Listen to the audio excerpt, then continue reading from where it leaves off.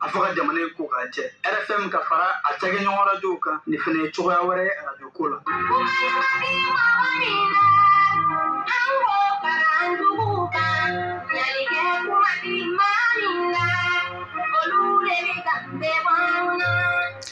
An bɛ jalo ka foli kɔma segi i ma ni maaw ye nin mɛn kan mɛn o b'a yira k'a fɔ ko min ye ba jɛnɛ ka lɛfɛ o y'o o dayɛlɛnnen honorable Sidiki Kuyate Mande sɛgɛ a bɛ an fɛ kuma bon kɔnɔ la honorable Sidiki Kuyate i ni ɲankuma. Sima mi foli se i ma. Foli diyara n ye. I foli kɔfɛ an bɛ foli se lamɛnbaga bɛɛ lajɛlen ma Mali kɔnɔ ni Mali kɔ kan. Tabarikala. Lamɛnbagaw folen kɔfɛ an bɛ foli se Yiriba Kɔrɔma ko faut que ça change parce que fo dugutigi bɛ mɔgɔ bɛɛ lajɛlen ma. N'an y'olu fo an bɛ Mali muso bɛɛ lajɛlen fo an Baduru tɔgɔ la. Olu folen kɔ an bɛ Isa Kuyate ka taa se fo an n'a cɛw bɛɛ lajɛlen k'olu fo. Ka foli belebele ni ka kɛrɛnkɛrɛn ka ɲɛsin Sa Majesté le Grand Saxe. Dalen n'a ka denbaya la. Tabarikala. An b'a ɲini Ala fɛ bana min ni o kɛlen don k'an sɛgɛn bi. Ala ka nɔgɔya kɛ. Ala ka sɔn ma. O bɔlen kɔfɛ an bɛ Ala fo k'Ala barikada. Ka tila ka ɲini Ala fɛ ko Ala k'an bilasira. Ala ka sɔn o ma ye duwawu min kɛ Ala ka duwawu ninnu ka o fana ka duwawu minɛ. Honorable Sidiki Kuyate nin kɔni ye ba jɛnɛ ka lɛfɛ dayɛlɛnnen min ye an na segin ka taa i fan fɛ ko kura ye tuguni folikan dakuruɲɛ fɔlɔ kɔfɛ. Bi ba jɛnɛ ka lɛfɛ kɔnɔna la malidenw bɛ se ka segin ni mun ye walima ni Abubakari Kanute ka tile 40 sera ka bɔ koɲa n'i b'a fɛ ka dɔ fara o kan. Sini nin yɔrɔ la an bɛ foli bila ka taa se Abubakari terikɛ ma n'o y'a ye. O ka teriya ma kɛ teriya min ni mɔgɔ bɛ se ka ɲugun a la. U jɔra ɲɔgɔn ye ɲɛnamaya kɔnɔna na yan. Wa an bɛ don min na ko bi i y'a bɔ o jɔ sen kelen kan. Tabarikala Ala ka sinsin. Foli bɛ se tile kelen mori ma. Amidu So. N'o ye Amidu So ye. Ni Abubakari Jara baaraɲɔgɔnya sira de fɛ. Ibrahima Kulubali ale ye dunan ye. Olu kama a bɛ don k'an ka so dayɛlɛlen to an da la k'an ka so dayɛlɛlen to. Wala ko fɔ ko ma nɔgɔn kuma dɔ la. O n'o kan wara kɔni ye kilim k'a la tara a bɛ suma kɔfɛ de sa wa a ma suma daminɛ fɔlɔ. A bɛ nalen dɔɔni dɔɔni. Dɔɔni de don. Diɲɛlatigɛ ko ye dɔɔni dɔɔni. O tɛ Mali ko ye dɛ. O don segin bɛ ka ko de k'an ye don o don o ko ye dɔɔni dɔɔni ko a bɛ na ɲɛnabɔ. Sini bɛ se ka kɛ dɔɔni dɔɔni ka taa Mali la yan mais k'a ɲɛnabɔ a dɔ delila ka ɲɛnabɔ i ɲɛna ni ye san 30 ni kɔ diɲɛ dugukolo kɔ kan dɔ delila ka dilan Mali kɔnɔ i ɲɛna yan. Amidu So ni Abubakari Jara baaraɲɔgɔnya sira fɛ. Tigɛnɛma don ni ɲɔgɔn cɛ. Tabarikala. Don min na Ala b'a ka kalifa minɛ a kɛra Amidu So fɛ. Kɛra ten. Jɛɲɔgɔnya ni jigiya ni fɛn minnu ni ɲɔgɔn cɛ n'o ye kanu ye. Nɔgɔ tun tɛ min na a kɛra o kɔnɔ. Kunun a jɔra ani Abubakari ni jɛɲɔgɔnya sira kan. Bi Abubakari tanyana a jɔlen don. Tabarikala. K'a yira k'a fɔ min tun b'a ni Abubakari cɛ nɔgɔ tun t'a la. Tabarikala. Abubakari min n'an b'a ɲini Ala fɛ ko Ala ka kaburu nɔrɔ. Ala ka sɔn. K'a dayɔrɔ nɛɛma. Ala ka sɔn. A n'an jɛra min ma. Ni a ka hami kun ye arajo ko in ye. An b'a ɲini Ala fɛ Ala ka ɲɛta sabati. Amin. Ale yɛrɛ fɛnɛ taara ka denbaya de to a kɔ. Ka taa ka fa to yen ka taa ka ba to yen. Bi cɛkɔrɔba y'a fɔ o. Cɛkɔrɔba m'a fɔ o. Saya ka bɔ yen. Ale ka kunna. An tɛna an da don o la. Mais jɔyɔrɔ min tun b'a Abubakari la cɛkɔrɔba y'a fɔ o jɔda dingɛba don dɛ. O ye du yɛrɛ kɔnɔna ye. Donc n'a fɔra Ala y'o ka kalifa minɛ an na. Sinikɛnɛ ne bɛ bɛn sibiri ma ne ma fili. Ko dugukolo y'a minɛ nin y'o tile 40 ye. Diɲɛ ka teli. o waati kelen ka tilebɛn saraka bɔ okumu kɔnɔ deli tɛ nka ŋaniya yira don maa fɛn fɛn bɛ yen ko u ye Abubakar ka dɔn a kanu ka tila k'a dɔn ni arajo fɛn baara ye u k'a lajɛ ni min se kɛra min ye ka bila Ala ka mizani na an ka se k'o kɛ ka ni tile 40 kɛ o ye welewelemada ye arajo fɛn tɔgɔ la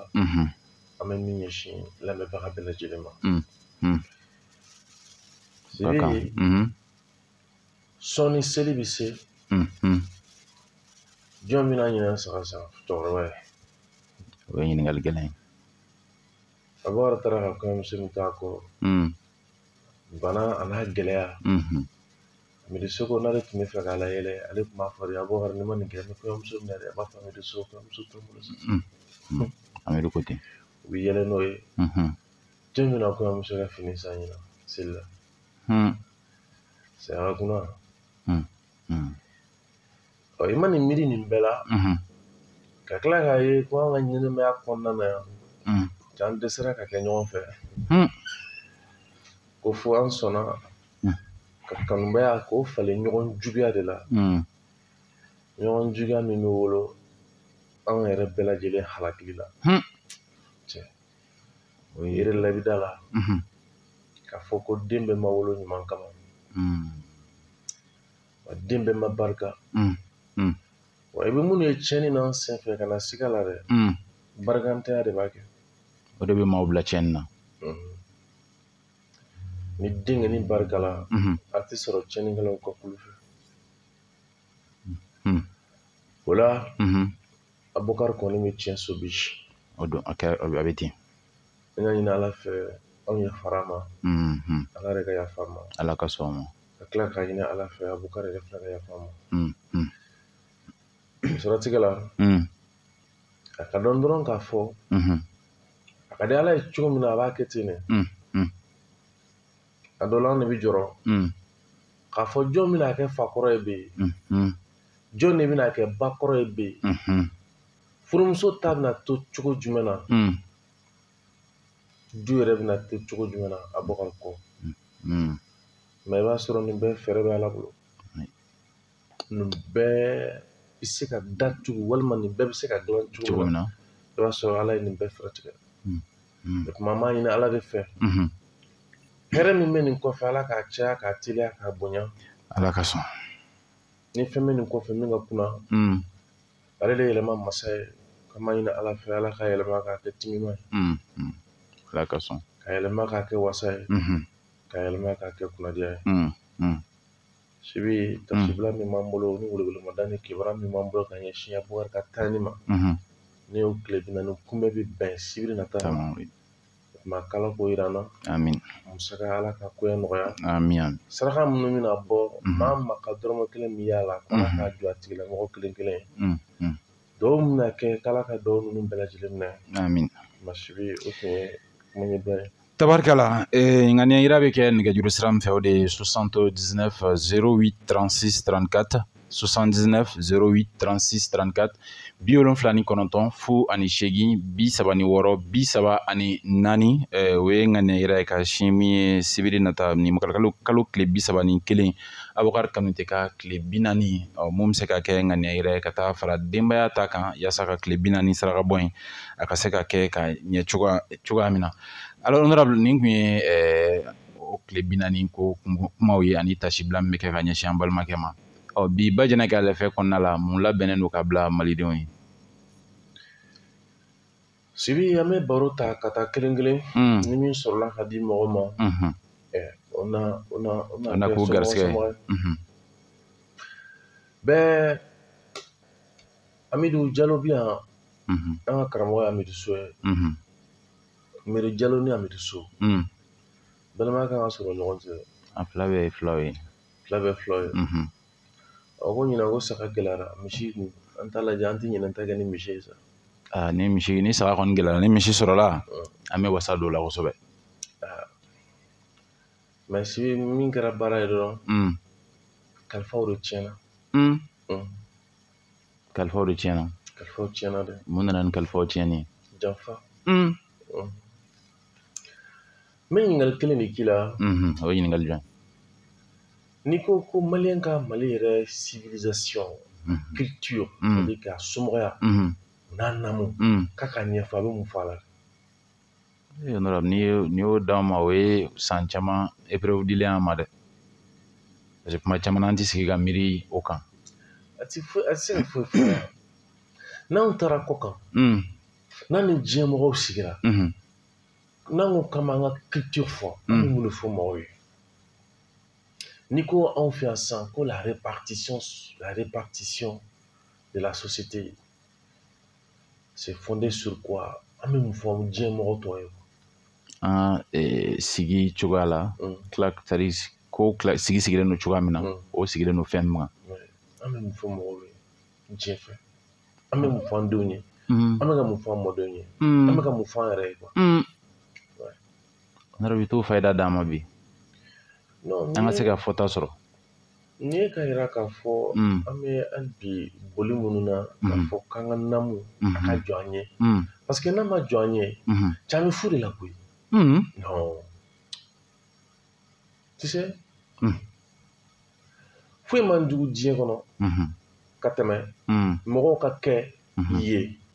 ka kɛ n'a fɔ u bɛ fɛnw dɔn ka taa sɔrɔ u t'a dɔn. Foyi man jugu diɲɛ kɔnɔ k'o bɔ. O de ye kojugu la belebeleba ye. N t'a dɔn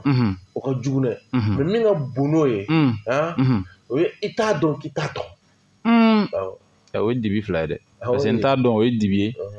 i t'a dɔn fana k'i t'a dɔn, o kɔni o ye dibi dɛndɛn dan ye sa. Tu sais, i b'a dɔn ɲɛnabɔli, adamadenya ɲɛnabɔli sira, a bɛ sɔrɔ fɛn damadɔ fɛ. N'i sigi k'an ka mɔgɔninfinya jateminɛ, i b'a ye i tɛ foyi sɔrɔ a kɔnɔ, i t'o si kelen sɔrɔ a kɔnɔ. Adamadenya ɲɛnabɔli bɛ se ka kɛ ni fɛn min? Parce que danni yɛrɛ kɔnɔ, maanifin mago bɛ fɛn min na fɔlɔ, o ye a ka bɔ kunnasiri kɔnɔ quoi. A ka kunnafoniya kow kɔnɔ. Kunnafoniya ye tɛ i n'a fɔ i bɛ min mɛn walima i ɲɛ bɛ min na, o tɛ o. Non, e bɛ min mɛn, i ɲɛ bɛ min na, a bɛ mun de kofɔ o de ko don. F'i ka se ka i bɛ min mɛn yanni i bɛ min ye, f'i ka se k'olu interpréter. Don min na a bɛ fɔ ko marifatigiw, k'u ni marifaw bɛ ka bɔ Libi k'u kun da an kan, mɔgɔw y'a mɛn o. A mɛnna. U y'a ye o. A yira. Mais a bɛ mun de kofɔ u t'o dɔn. Jamanaden fanba t'a dɔn.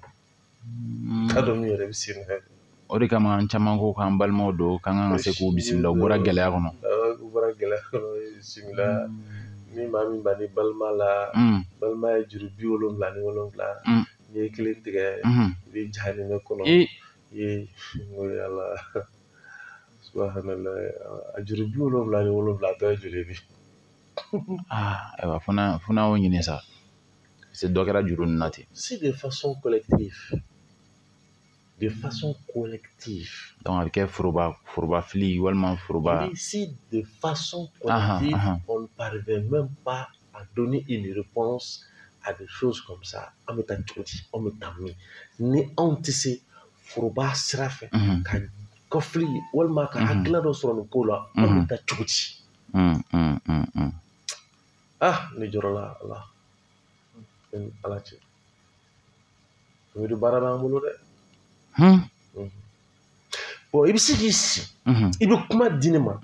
fo sini ni ɲankuma, n bɛ nin da ɲɔgɔn kan de génération en génération, fo bi an bɛ ten, an ma yɛlɛma. O fana y'a ye mun ye tugun? An tɛ yɛlɛma yɛrɛ, parce que an yɛrɛ t'a dɔn k'an bɛ kojugu yɛrɛ kɔnɔ, o de problème. An t'a dɔn ko, i b'a sɔrɔ sisan, ne bɔra nin kuma la, fo ni minnu ye nin baro kɛ, parce que k'u y'a mɛn yan bɛ, sinon i t'a mɛn yɔrɔ wɛrɛ quoi, hakili jagabɔ kɛnɛ kan quoi. O de ye jɔrɔna ko yɛrɛ quoi. An ta ye danni cogoya ye wa, an ta ye an yɛrɛ ka farimaganbaliya cogoya ye wa, walima na maa dɔw ka bɛnbɛn bɛɛ don an kan? Tiɲɛni de kɛra an ka sigi kɔnɔ, min y'a to Sékou Touré de ko, Sékou Touré dɛ, Lagina jamana kantigi koro. La domination coloniale imposée par la force des armes après la lutte des vaillants combattants a eu pour corolaire la négation systématique de toutes les formes de culture chez les peuples dominés. Il fallait nécessairement étouffer toute forme d'activité scientifique et technique, toute forme de réponse collective ou individuelle apportée aux problèmes de l'existence de notre société. Ka dilan ɲɛ bɔra an kɔnɔ yɛrɛ de. Jɔnya ma bɔ hakili kɔnɔ. I bɛ kuma ba kelen man ka mɔgɔninfinya kɔnɔ. I b'a faamu dɔrɔn nin tigilamɔgɔ bɛ ka nin fɔ ni jɔnya hakilila dɔrɔn de. Kuma ba kelen i b'a faamu i b'a dɔn k'a fɔ ko jɔnya hakilila dɔrɔn de b'a la. Donc minɛn min ladilanna marabagaw fɛ k'a bila u mana kuma cogo an mana kuma cogo cogo i bɛ taa sɔrɔ a b'o kɔnɔna la. Nka an yɛrɛ bolo an bɛ ka ko kɛ ko min bɛ yen nɔ n'o bɛ se ka an nafa. Kana se ka na fɛ o. N bɛna fɛn dɔ f'i ye. Farajɛ jamanaw kan. Kaso a bɛ mun de ko fɔ. Anw fɛ yan bɛɛ kaso a bɛ mun de ko fɔ.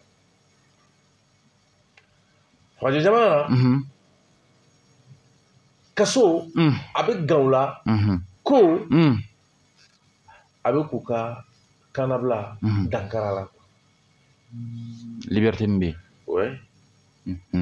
Farajɛ jamana la. Kaso olu b'a ye ni min ye a bɛ gaw la ni min ye olu b'a tɔɔrɔ ye ni min ye olu b'a kɔn ni min ye ko e ye mɔgɔ dɔ ka kannabila bɔ a bolo. Mais est-ce qu'anw fɛ a bɛ ye ten dɛ. Anw fɛ a bɛ ye ni min ye dɔrɔn maliyala ko dɔrɔn de don a b'a la. Taara kaso la u b'a fɔ ko maliyala ko de don. Mun de la an b'a miiri ko maliyala ko don mais ninnu fɛ yen olu b'a miiri k'i ye mɔgɔ dɔ de ka hakɛ dɔ minɛ a la n'o y'a ka kannabila ye. N'o y'a ka kannabila ye. N'est-ce pas. Sisan jɔnw ta ma falen don jɔnw ka yecogo ma falen don kaso kunbɛn kan nin siratigɛ la. An b'a kɛ mɔgɔ mun b'a miiri k'u ka hakɛ minɛna kɛ. O de kama olu fɛ yen kulonkɛ ti k'a la quoi i ti don ten quoi parce que u sera k'a ladan u ka ɲɛnamaya kɔnɔ ko hadamaden ka kannabila ko mɔlɔn de don min kan ka lafasa. O de y'a to n'u ka fɛnw wulila u bɛ se ka waati jan kɛ siga kɛlen don mɔgɔ dɔ la nka a to kɛnɛma u bɛ sɛgɛsɛgɛli kɛ f'u ka taa fɛn sɔrɔ min bɛ se ka taa yira. Tuma dɔ la hali n'u ka sɛgɛsɛgɛlibagaw ye hakilina dɔw ta u ka sariya nɔminɛlibaga bɛ se k'a fɔ ko ayi nin ti kun bɔ fɔlɔ. O kun ye de pour que la liberté fondamentale o mun bɛ yen o ka se ka matarafa. Sisan hɔrɔnya bi a bɛ mun kofɔ farajɛ la hɔrɔnya bɛ mun de kofɔ farajɛ la bi an bɛ min wele ko hɔrɔnya a bɛ mun kofɔ farajɛ la bi. Oui mais parce que Amidou ni mɔgɔw ka ni a ka hadamadenya kɔnɔ ni a ka jate tɛ bɔ ninnu kan c'est à dire que a bɛ to kɔ fo ka ji wuli a tɛ wuli a tɛ kun mɔgɔw la. Bi farajɛla hɔrɔnya bɛ mun kofɔ foyi a tɛ foyi ko fɔ ye.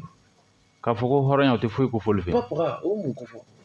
N b'a fɔli na anw fɛ yan nɔ ko nin y'anw ka adamadenya sigi mɔlɔnba dɔ ye. Jumɛn. Hɔrɔnya kɛ.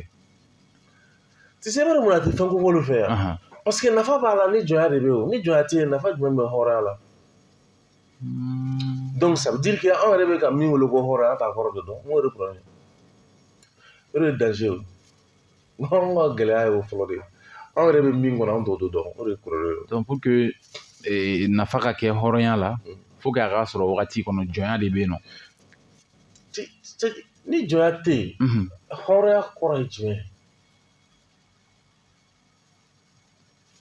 An fɛ yan nɔ kuma caman an tɛ hɔrɔnya dulon jɔnya la dɛ. Oui parce que o de kama a tɛ fɛn dilan anw fɛ yan o parce que an t'a dɔn a bɛ min ko fɔ o a tɛ fɛn dilan o a tɛ foyi dilan o de kama i b'a sɔrɔ bi farajɛla le doyen des juges walima i b'a sɔrɔ bi farajɛla jamana wura par exemple c'est Angleterre walima i b'a sɔrɔ bi Allemagne kɔnɔ jamana bɛ min bolo bi mɔgɔ don min tɛ farafinya fɛ mais a dan o de ye n'a y'a yira bi dugukolo bɛ yɛrɛ a senkɔrɔ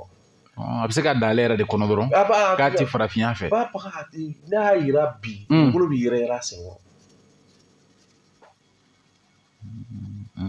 oui mais olu dilan cogo di k'a dilan dɔ la ko dɔ bɛ yen hali n'a bɛ e kɔnɔ nka n'a laɲɛnamayali bɛ se ka na ni gɛlɛya ye sigida kɔnɔ i kana se k'a dan ɲɛnamaya walima n'i y'a dan ɲɛnamaya yɛrɛ fana dan ka se ka sigi i ka hakilina na maintenant sisan olu y'o dilan cogo di olu y'o dilan ka mun nafa de sɔrɔ a la u ka sariyaw de tɛ k'a kɔlɔsi walima oui yanni sariya k'a kɔlɔsi u y'a ye cogo di ko fiɲɛ don ko fili don ko nkalon don ko namara don ko tiɲɛ tɛ k'a sigilen tɛ foyi kan k'a tile banna k'a baara kɛ fo ka n'a kɛ i bɛ se ka kɛ bi masakɛ ye i n'i ka masakɛya ou i bɛ se ka kɛ masamuso ye i n'i ka masamusoya i b'a tu kɔnɔ de Allemagne de tun t'a f'u yɛrɛ ma ko le race supérieure bi n'i y'a f'u fɛ yen nɔ i bɛ taa kaso la olu y'o dilan cogo di o don yɛrɛ o kuma fɔli n'a boli yen nɔ o man jɛ an yɛrɛ a man jɛ an yɛrɛ ka bɔ deuxième guerre mondiale la ka na sisan na la i b'a fɔ to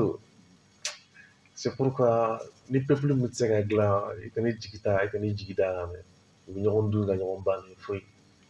donc i y'a daminɛ ni mun ye olu ye nin ko in kuma in lamɛn ka tila ka faamu sɔrɔ n'o ye interprétation ye ka tila ka waleya ye k'o interpréter ka sɔrɔ ka na u ka conclusion tirer ka fu sira la e ma ye an b'a fɔ jeliw b'a fɔ mɔgɔw ye karisa ye hɔrɔn karisa ye hɔrɔn mais o n'a taw ta sisan i b'a sɔrɔ o hɔrɔnya kuma bɛɛ a sirilen don k'a da dɔgɔfoni sira dɔrɔn de kan min dira dɔrɔn kuma o dɔrɔn i ye min di o de kama a bɛ ka fɔ ko a banna a bɛɛ o dɔrɔn o de bɛ ka f'i kan o nana u tɛ fonisira in tanuni kɛ ka hɔrɔnya in kumaden bɔ a la non n'o bɔra a la nafa k'a fɔ ko i ye mɔgɔ min b'o labilalen don o fana tɛ wasa o parce que e fana tɛ kɔrɔ dɔ la o f'a ka fɔ de k'i ye hɔrɔn ye n'o kɛra gulokiba bi cɛ donc i b'a faamu dɔrɔn k'a fɔ ko hɔrɔnya kuma b'an bolo complexe dɔ de minɛn kɔnɔ quoi kisikasa dɔ de minɛn kɔnɔ complexe de supériorité ou bien complexe d'infériorité o de kama a tɛ mago ɲɛ an fɛ yan tɛ foyi ɲɛ a bilala yɔrɔdɔbaya minɛn kɔnɔ yɔrɔbaya min bɛ na ni tiɲɛni ye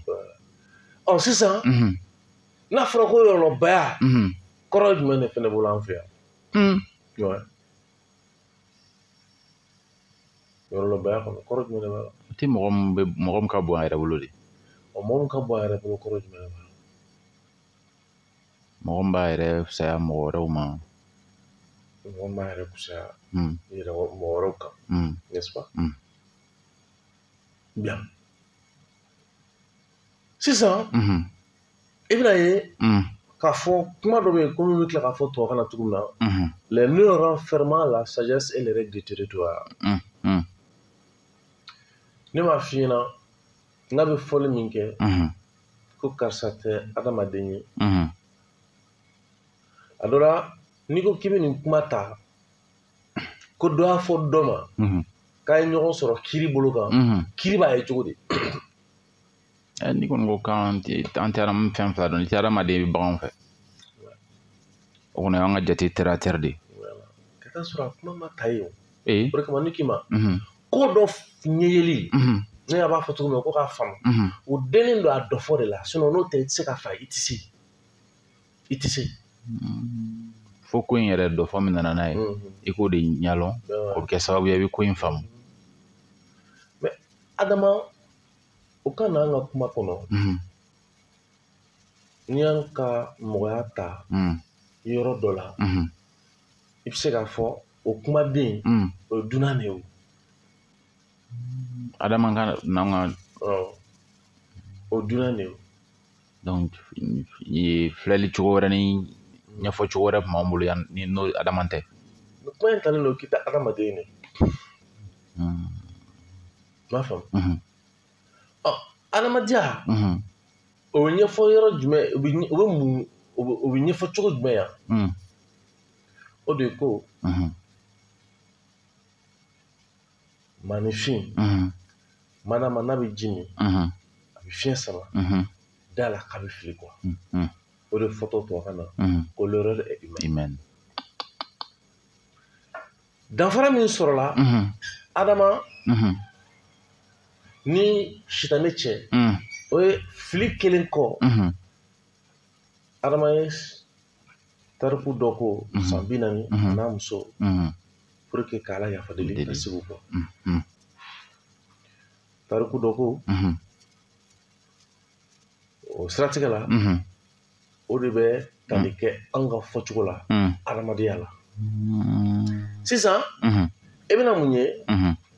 sitanɛ ale fililen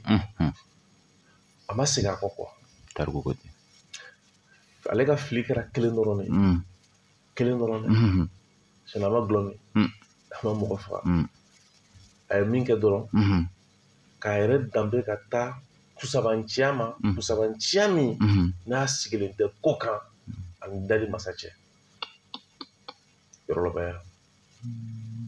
a ka fili kɔrɔ de ɔ sisan n'a fɔra k'i tɛ adamaden ye ya i ti ka sanga baganw ma i bɛ ka sanga kɛwale dɔ de ma o ye jumɛn ye o ye yɔrɔlɔbaya kɛbaga n'o ye sitanɛ ye ale ka fili kelen kɔfɛ a ma segin kɔ ɲɛɲini ale kɔni tora fili kɔnɔ yen kadaw n'i y'o ta par exemple ni maa min ye ko ye nin ye cogo la o tigi bɛna bigi ta ka sɛbɛn fura ta ka fɔ anw bɛ fili de kɔnɔ n'o ye anw malidenw san joli joli anw b'o fili kɔnɔ anw tɛ bɔrɔ est ce que ni maa min ka miiri sera nin yɔrɔ ma ne ma dara ne bɛ sɔn k'i pan k'i jan k'i wala k'i ka kuma ka wasa n'a fɔ e bɛ mun tɔ ye ka yɔrɔlɔbaya waso kɛ cogo min na quoi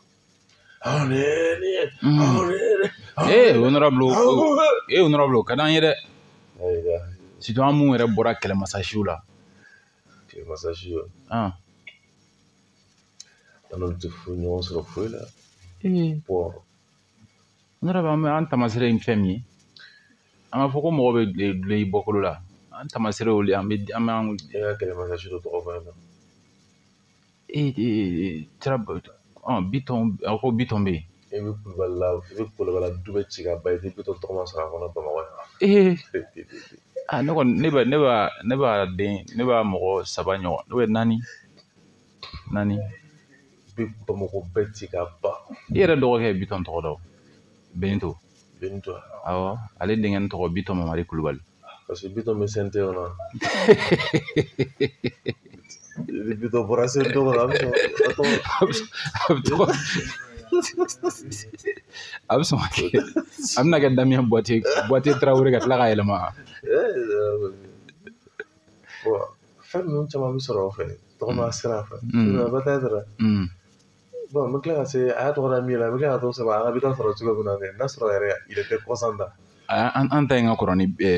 Bitɔn ka CNT i b'a kɔrɔ dɔ ye n ka mɛ Bitɔn a dara Bitɔn min yɛrɛ la si au départ il était consentant den tɔgɔ dara Bitɔn min na a dara Bitɔn kɔrɔba de la Segu masakɛ in yɛrɛ a dara o la Benito n'o bɛ ɲɔgɔn sɔrɔ jumɛn na u ko k'olu ye Bitɔn siw ye dɛ ko n'i y'a yɛlɛma ko hakɛ dɔ bɛ yen k'o bɛ sin ka taa bɛn Bitɔn ma ten ale y'a ta ka dɔ la ten parce que o yɛlɛma si dɔ don. Mais Mali kɔnɔ tariku la mɔgɔba tɛ ayiwa an bɛ tila ka nin ko in vérifier. tabarikala. Il faut qu'an ka kɛtu wele nin ko in na cɛ. Non, il faut qu'an ka millions mobiliser pour que ça c'est pas clair. E dɔrɔn mɔgɔ ka i bɛnbakɛ tɔgɔ da. I b'a faamu. Cogo min na. I b'a ye. C'est pas facile là. I bɛ mɔgɔ caman surunɔ. I b'a mɛn. Bɛɛ tubabuw ni maa wɛrɛw ni arabuw fɛnw k'u la. E y'an ka fɔ jeune min ma ko le jeune premier. I y'a jumɛn surunɔ ye ko talen don ko an ka kɛlɛmasa ninnu dɔ a surunɔ de. A man ca. Hali n'a bɛ yen nɔ i b'a sɔrɔ a man ca. Donc n'i y'a fɔ sisan ko janko minnu b'a fɔ ko kɛlɛmasa si ye. Tu sais an bɛ bɔsi to bɔrɔ kɔnɔ ka sun.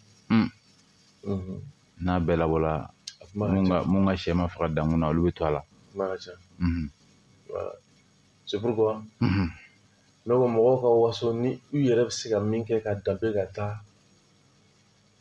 bɛnbakɛw ka ko ma quoi. O de ye tiɲɛ ye. Sinon i tɛ se k'i pan ni bɛnbakɛw kama ye kuma t'a la. F'a ka kɛ i ye waleya dɔ kɛ. Donc nin bɛɛ yɛrɛ b'a yira k'a fɔ sinsin min n'u bɛ k'a ɲini k'u b'o kɛ n'u bɛ waso n'o ye quoi. Dala kuma dɔrɔn de don ka bɛn ni wagati dɔ ye quoi. Sinon i b'a sɔrɔ n'an taara diinɛ golo kan u ti fɛ olu tɔgɔ ka fɔ ka ko yɛrɛ la yɛrɛ. U ti fɛ olu yɛrɛ tɔgɔ ka fɔ ka ko la. I b'a sɔrɔ n'an taara dɔ fɔ yɛrɛ diɲɛ golo kan u ti fɛ olu tɔgɔ ka fɔ ka ko la. U ti fɛ ka fɔ yɛrɛ. A dun bɛ yen. N'an taara n'an mun yɛrɛ golo kan u ti fɛ u ka ɲɔgɔn sɔrɔ foyi la. Mais n'an ye ɲɔgɔn sɔrɔ sumungɛyɔrɔ la k'olu b'ali masasi. Ni nana jigi sɛmɛ o la. Kuma bɛɛ ye dɔnkili in diya ye o kɔfɛ u tɛ foyi kalama ni se ka ye a b'a kulubali falen. Dugutigi tɛ dimi i ka kuma in dan sira la. I tɛgɛ don i kun i k'a bɔ sisan n'o kɛra honorable bɛ kuma in dan. Bon a man ka kuma ka bolo d'a kun ka mun bɔ. A bɛ dɔ di tabali duguma kɛ. Ne y'a bolo d'a kun ka bɔ ni kungere ye. Ka bɔ ni jumɛn ye sɛnɛ a bɛ mun kɛ. N'i da donna biɲɛjugu ni ɲangoloba ni jumɛn ye. Tu sais Sibi ne bɛ fɛ dɔrɔn min ka faamu quoi. Madama ni fɛn dalen tɛ yen anw bolo ko an bɛ se ka min lakuru k'an ka mɔgɔya dilan o kan. Caman bɛ taga bin na dɛ. Yalama segin cogo bɛ yen nɔ yaasa an ka se ka na fɛn ladilannen minnu kun n'an ka sigida kun an ka sigiw kun kelen don o kan i n'a fɔ daminɛ la i ye ɲininkali fɔlɔ min kɛ an bɛ yɔrɔ min na i komi bi est-ce que an bɛ se k'a fɔ n ko segin cogo bɛ yen nɔ est-ce que jigiya min bɛ yen k'a fɔ k'an bɛ se ka olu lakuru ka baara kɛ n'o ye ni o ye a bɛ se ka wagati joli ɲɔgɔn ta est-ce que an bɛ se bi an mun bɛ yan. An bi parce que i b'a dɔn an ka balaw kɛra min ye nafolo min bolo bi i b'a fɔ o ka sɛgɛn de ka jugu ni bɛɛ ta ye. N ko nafolo nakun ye ka maaw la nɛɛma k'i lafiya o kɔmasegin bɛ kɛ sɛgɛn cogo ye. I b'a sɔrɔ bi tɔgɔ bɛ min na dɔnni yɛrɛ sira fɛ dan ye tɔgɔ in dɔrɔn de a tɛ se ka foyi labaara a kɔnɔ. N'o y'an bɛ ye ko n'a fɔ an ka mɔgɔninfinya politiki dɔnni quoi walima mɔgɔninfinya yɛrɛ ɲɛbɔli dɔnni i b'a sɔrɔ n'a bɔra a bɛ fɔ dɔrɔn ko a b'a dɔn n'a bɔra la a tɛ se ka foyi dilan n'a ye a banna a tɛ se. Dɔnni ka kɛ mɔgɔ la nka i tɛ se ka fɛn dilan dɔnni. Jumɛn y'a dɔ fɔ an ɲɛna kɛ n ko e bɛ ka ɲina n ko ne y'a f'i ɲɛna n ko ne ye jamana dɔw kɔnɔ ko dɔw kun y'u yɔrɔ tiɲɛ walima u ye miirina dɔ ta ka ko dɔw ladan kɔfɛ u tila k'a bɔ yen n ko ka mɔgɔ hakilimaw de y'a bɔ yen. N ye Allemagne ta misaliya d'i ma hakilimaw de sigira k'a bɔ yen ka fɛn dɔ dilan k'a bɔ yen ka tiɲɛni dɔ dilan k'a bɔ yen ka tiɲɛni dɔ kunbɛn maintenant i bɛ ka minnu mɛn y'an fɛ yan diinɛ ta sira fɛ minnu bɛ y'an fɛ yan ko kodɔnnaw don ka kɛ n'an ka ko tacogo kɔrɔ ye k'u ka lɔnniya bɛ min a bɛɛ bɛ ka jalaki bi kalanbaaw y'a kɛ tan kalanbaaw y'a kɛ tan o tuma e fana b'a fɔ k'e bɛ kalan k'e bɛ ko dɔ dɔn wa e fana b'o de fɔ wa ale k'a ta ɲɛnamaya kɔ a k'a ta ɲɛnamaya kɛ e ko ko dɔ de kalanna k'o tɔgɔ ko Yakuba Mamutu Tarawele i bɛ Kulubali de don Jara don olu ye dasiw ye sisan i b'a dɔn ko dɔ de bɛ ka kɛ Yakuba fana t'o kɔrɔ dɔn ni sɛ joli joli bɛ ka fila n'ale tun ye 30,000 tun ye 10,000 ou 20,000 ko fɔ ko Kuyate k'a di Sibi ma ou bien k'a di a y'an ka di Sibi ma ko Sibi taa nin di Kuyate ma ko Yakuba Mamutu Jara ko ten est-ce que n tun bɛ fili a la a ye fili cogo t'o la tugun ayi fili cogo t'o la ne fili ti a tɛ ale e mɔkɛ tun bɛ taa ka taa sogo minɛ kungo kɔnɔ ka n'a di e bɛ dɛsɛ ka wari di non Sibi an ka taa ɲɛfɛ bɛ fiyɛ la donc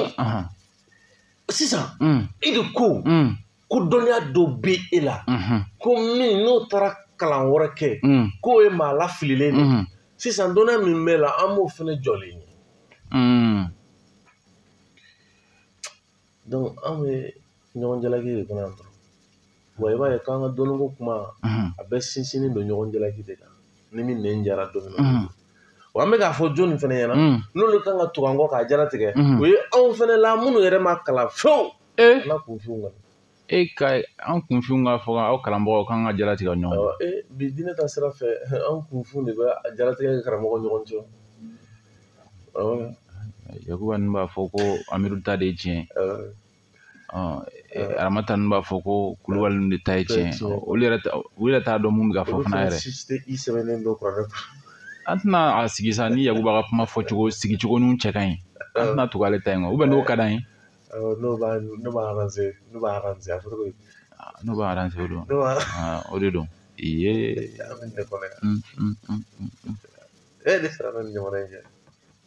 sisan a diinɛ kalanfaw a lalatigi wo a jeli wo a funɛ wo a numu wo aw intellectuel ye mun fɔ dɛ bon nin b'a bɔ o b'a bɔ ok a si jɔyɔrɔ tɛ yen bi Mali kɔnɔ a si c'est-à-dire jɔda min kalifalen n'a fɛn o fɛn na o de kama n ko misiko in tiɲɛna janfa dɔw quoi o de kama ɲɛma la Yakuba Mamutu Jara bɛ ka ne ka émission tigɛ a b'a bila o émission fasugu tɛ o tɛ se ka tigɛ ka bila o livre de don wa a tɛ se ka tigɛ ka bila quoi i b'a ji i b'a bila en intégralité maaw b'a sɔrɔ yen i b'a sɔrɔ yen sinon n'i y'a tigɛ ka bila o fɛn tɛ quoi bawo a ma dabɔ o kama a dabɔlen don ɲɛfɔli dɔ de bɛ don ɲɔgɔn kɔnɔ sisan anw ka mɔgɔninfinya bɛ min kan n'o ye bi misi tɛ sɔrɔ la saga tɛ sɔrɔ la mɔni tɛ ka se ka kɛ bagan tɛ ka se ka mara sɛnɛ tɛ ka se ka kɛ olu fɛn minnu tun ye fɛnw ye minnu ni olu de tun y'an ka ɲɛnɛmaya yɛrɛ sinsin bere dɔ ye ni sɔrɔ tun bɛ jididenw de ye bi n'anw bɛ sɔrɔ cogo kura kɔnɔ o sɔrɔ cogo kura kɔnɔna na i b'a sɔrɔ nafolo bɛ min kun o de ka sɛgɛn ka jugu n'an tɔ bɛɛ ta ye tɔɔrɔ b'o de kan n'an bɛɛ ni kuma in na ko filanan ye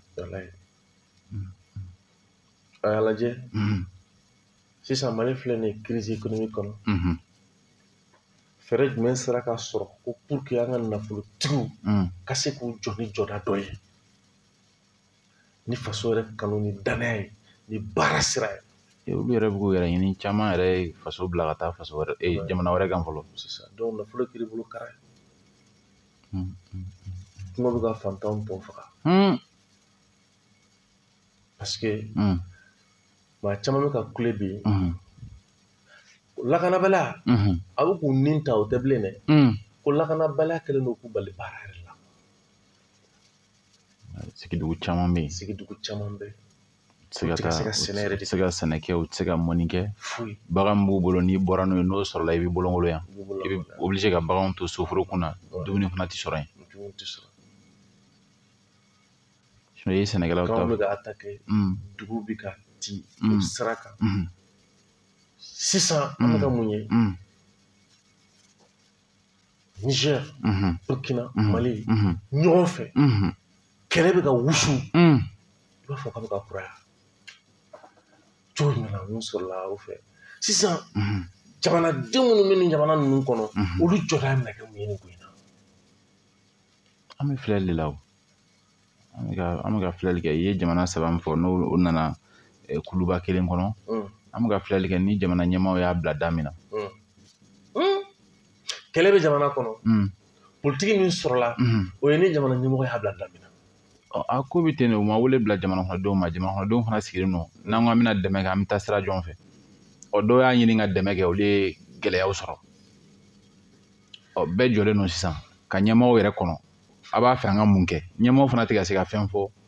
jamanadenw ye wagati bɛɛ olu bɛ fɛn fɛn fɔ i b'a sɔrɔ u b'olu yɛrɛ kun kan a b'a sɔrɔ a fɔra ko mariyalaw n'o ye minnu bɛ wele ko les impérialistes k'u kɛlɛbere dɔ ye faso jama o ka mɔ ɲɔgɔn ma wulikajɔ siraw fɛ e ma o tɛ tiɲɛ de ya tiɲɛ kɔni don parce que a misaliya caman kɛra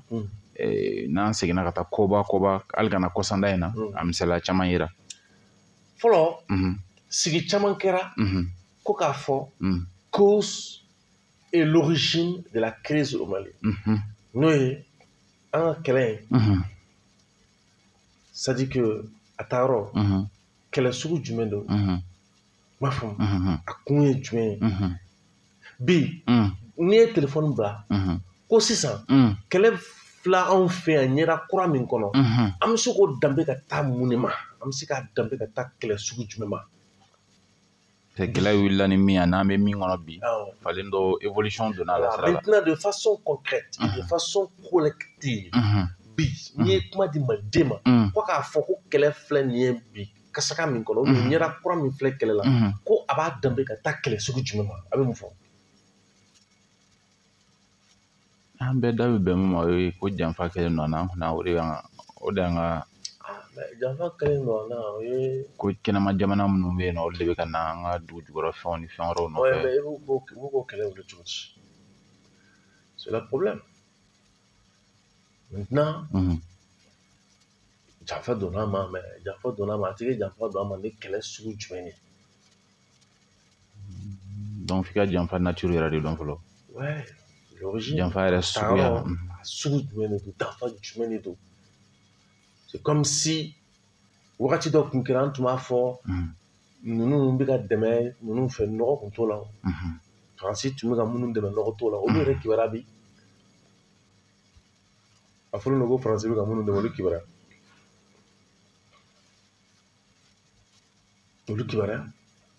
dɔ fɔ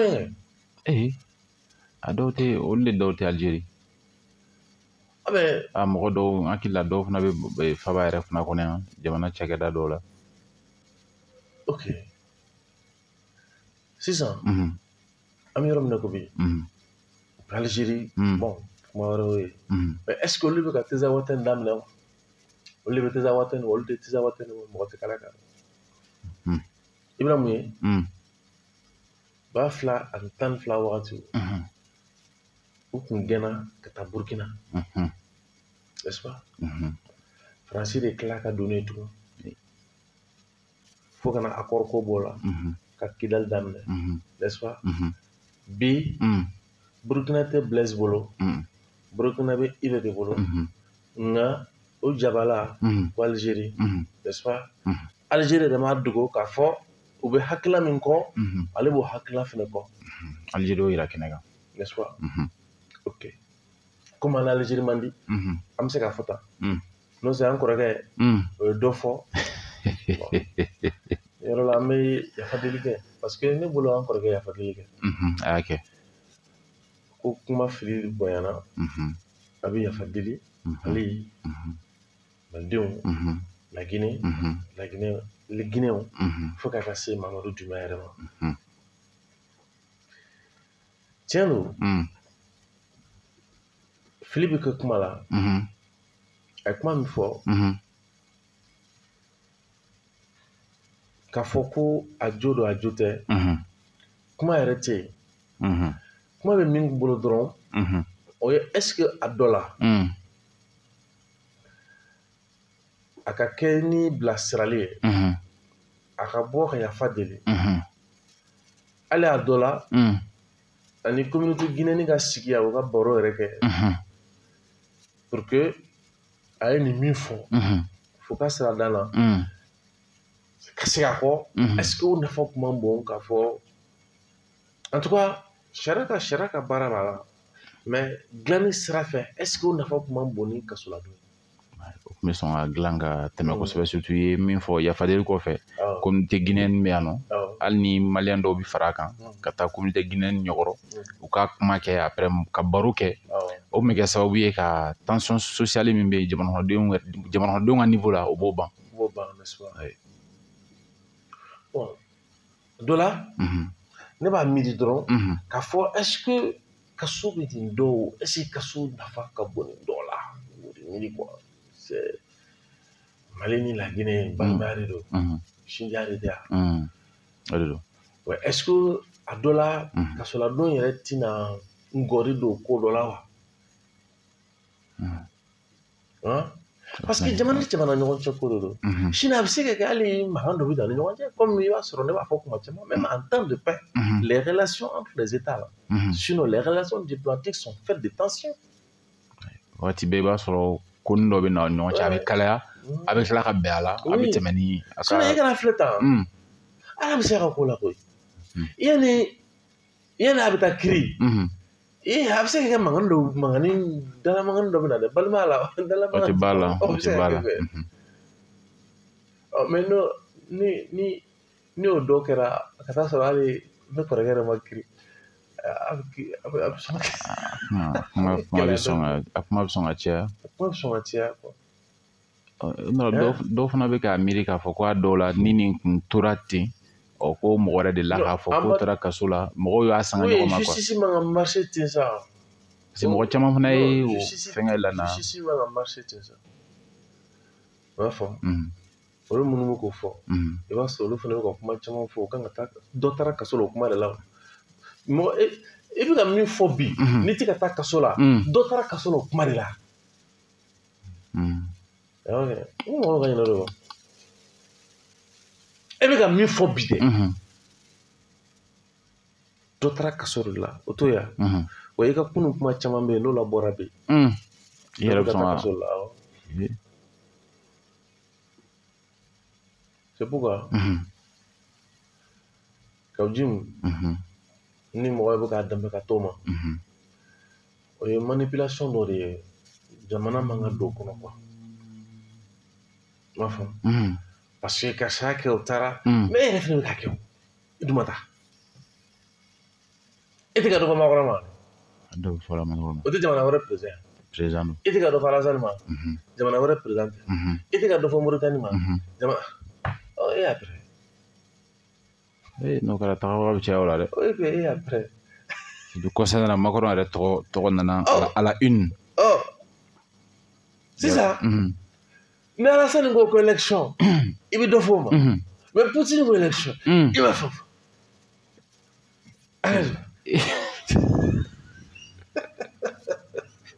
i b'a fɛ fɔ o ma mun de bɛ bon maintenant bon parce que i b'a dɔn u b'an bila ka kuma bɛɛ de fɔ a bɛ ka fɔ tan a bɛ kɛ mɔgɔ yɛrɛ fɔ an tulo t'u la ou bien i bɛ ka mon valeur défendue parce que tu aimes. Non, si c'est une question de valeur quand même. Oui. Ni mɔgɔ min ko ko i ni y'o kɛlɛ ni dɔ wɛrɛ ko i i kan k'o fana i ye min da fɔlɔ in kan i bɛ o kelen de da filanan kan. A bɛɛ ye chef d'état étranger de ye o. parce que ne kɔni ma min faamu dɔrɔn o ye Seydou ka nin cas in tun bɛ se ka kɛ waleya ye ka an bɛɛ bila sira ka an bɛɛ la bila ka gasi ka tasi quoi ale yɛrɛ bɛ se ka kɛ arajo b'a bolo kano b'a bolo minnu fɛ a bɛna min fɔ a bɛna waleya minnu kɛ bɛɛ bɛ se ka bɔ a jɔ la c'est les promoteurs de 3 radios page Facebook be mɔgɔ fana don fana wagati caman na kunnafoni ɲinina minnu bɛ bɔlɔlɔ kan u bɛ s'a ma ka hakilina di a bɛna kuma min fɔ o nafa ka bon an kan ka da min kan i b'o dɔn parce que kiri bɛ se ka minɛ o mais dalilu jumɛn b'a la sisan ko a ye kuma min fɔ ko ani dɔw jamakan tɛ mais ale de tun bɛ se k'o bɔ k'o ɲɛfɔ oui mais hali ni kiri y'a minɛ kɛ mais kiri kelen k'a minɛ o sisan dalilu jumɛn de b'a la hali kiri ka minɛli kɔfɛ k'an dɔ jamakan tɛ ko ni min bɛ baladen na ko baladen b'a fɔ mun de b'a jira k'a fɔ k'a tɛ se ka to kunna i bɛ k'a ye ni fili de kɛ tuma min na Amadu Aya minɛna ko minnu bolo ko ne ni Amadu Aya bɛ ɲɔgɔn bolo ko n t'a minɛlen yan bon c'est comme kiri de y'a minɛ wa e bɛ ale de k'a minɛli dɔn ale ni Amadu Aya ka kɛ ɲɔgɔn bolo kana kɛ ɲɔgɔn bolo o donni ma kɔrɔ jumɛn b'o la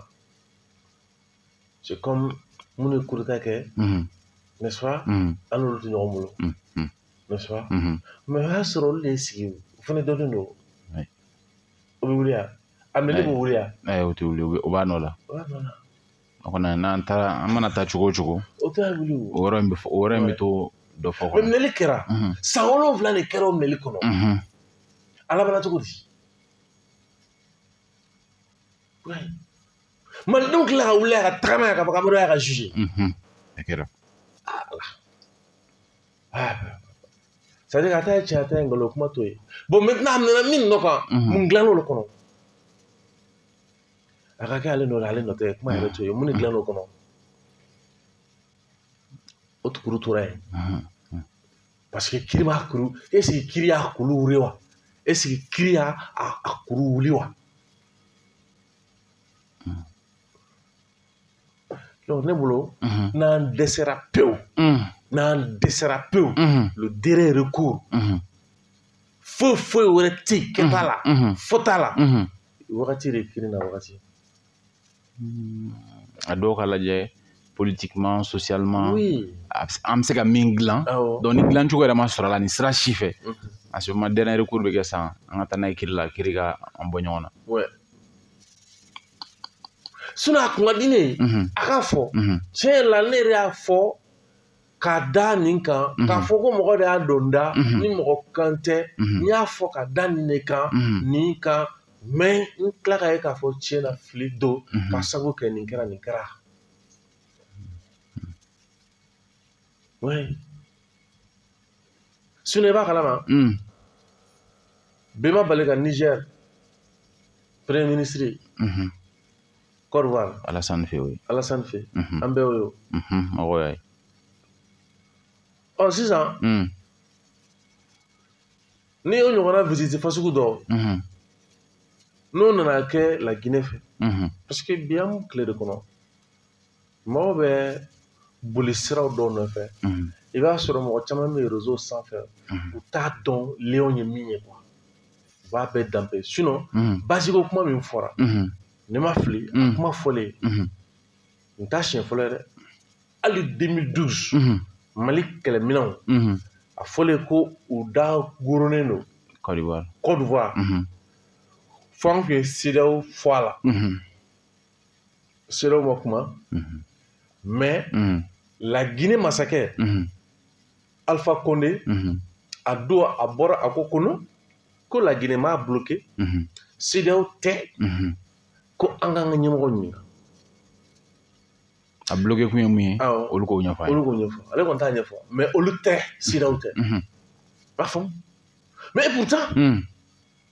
a dun kɛra tɔgɔ tiɲɛba de ka ɲɛsin CEDEAO ma a kɛra ten ko CEDEAO y'an ka kɛlɛkɛminɛnw bloqué waati kɔnɔ waati min na an bɛ kɛlɛ la a kɛra tɔgɔ tiɲɛba de ka ɲɛsin Lassana Alpha Condé ma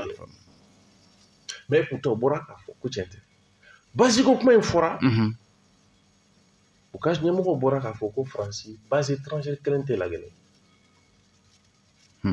i y'a fɔ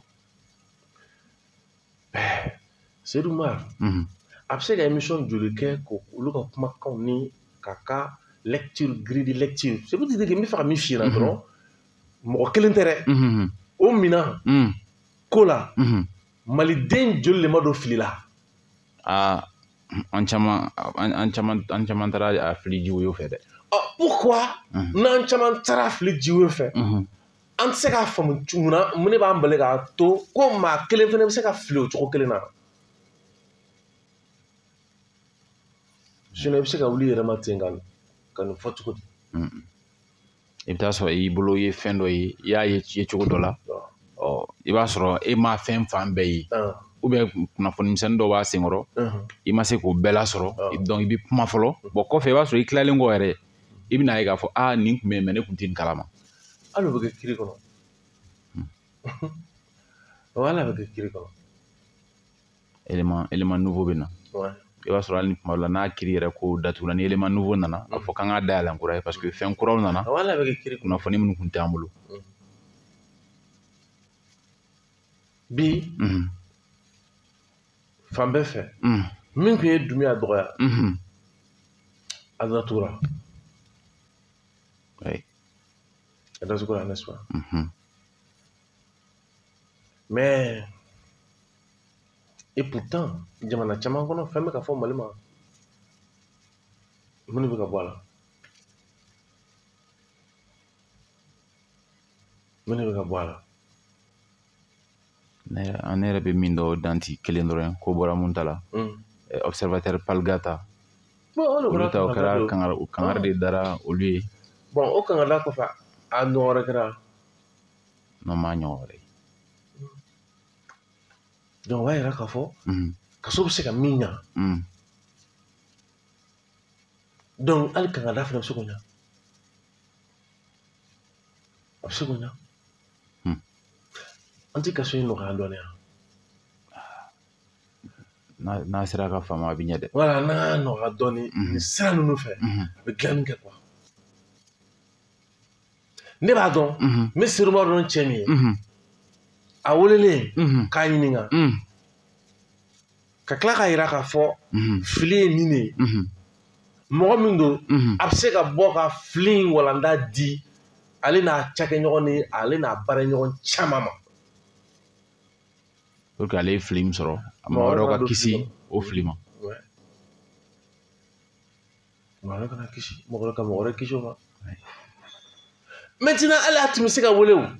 hali k'a kiri k'a to kɛnɛma o. C'est faisable. Oui, c'était faisable. Il va poursuivi non détenu a bɛ to kɛnɛma f'a ka kiri don le 10 n'a taara kiri don na n'a min kan ka d'a kan comme peine o bɛ fɔ n'a sɔrɔ a bɛ kɛ sursis total ye walima ni fankelen a bɛ kɛ cogo min na quand même il pouvait rester dehors. Donc sisan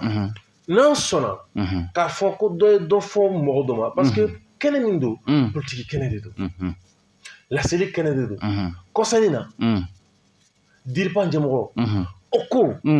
ko laselibaga juguw kelen don ka wuli an kama ko fɛn bɛ k'i jɔyɔrɔ fili bon maintenant ni min ko jɔyɔrɔ fili in dun filɛ nin ye a kuma bɛɛ tɛ i n'a fɔ ko e ni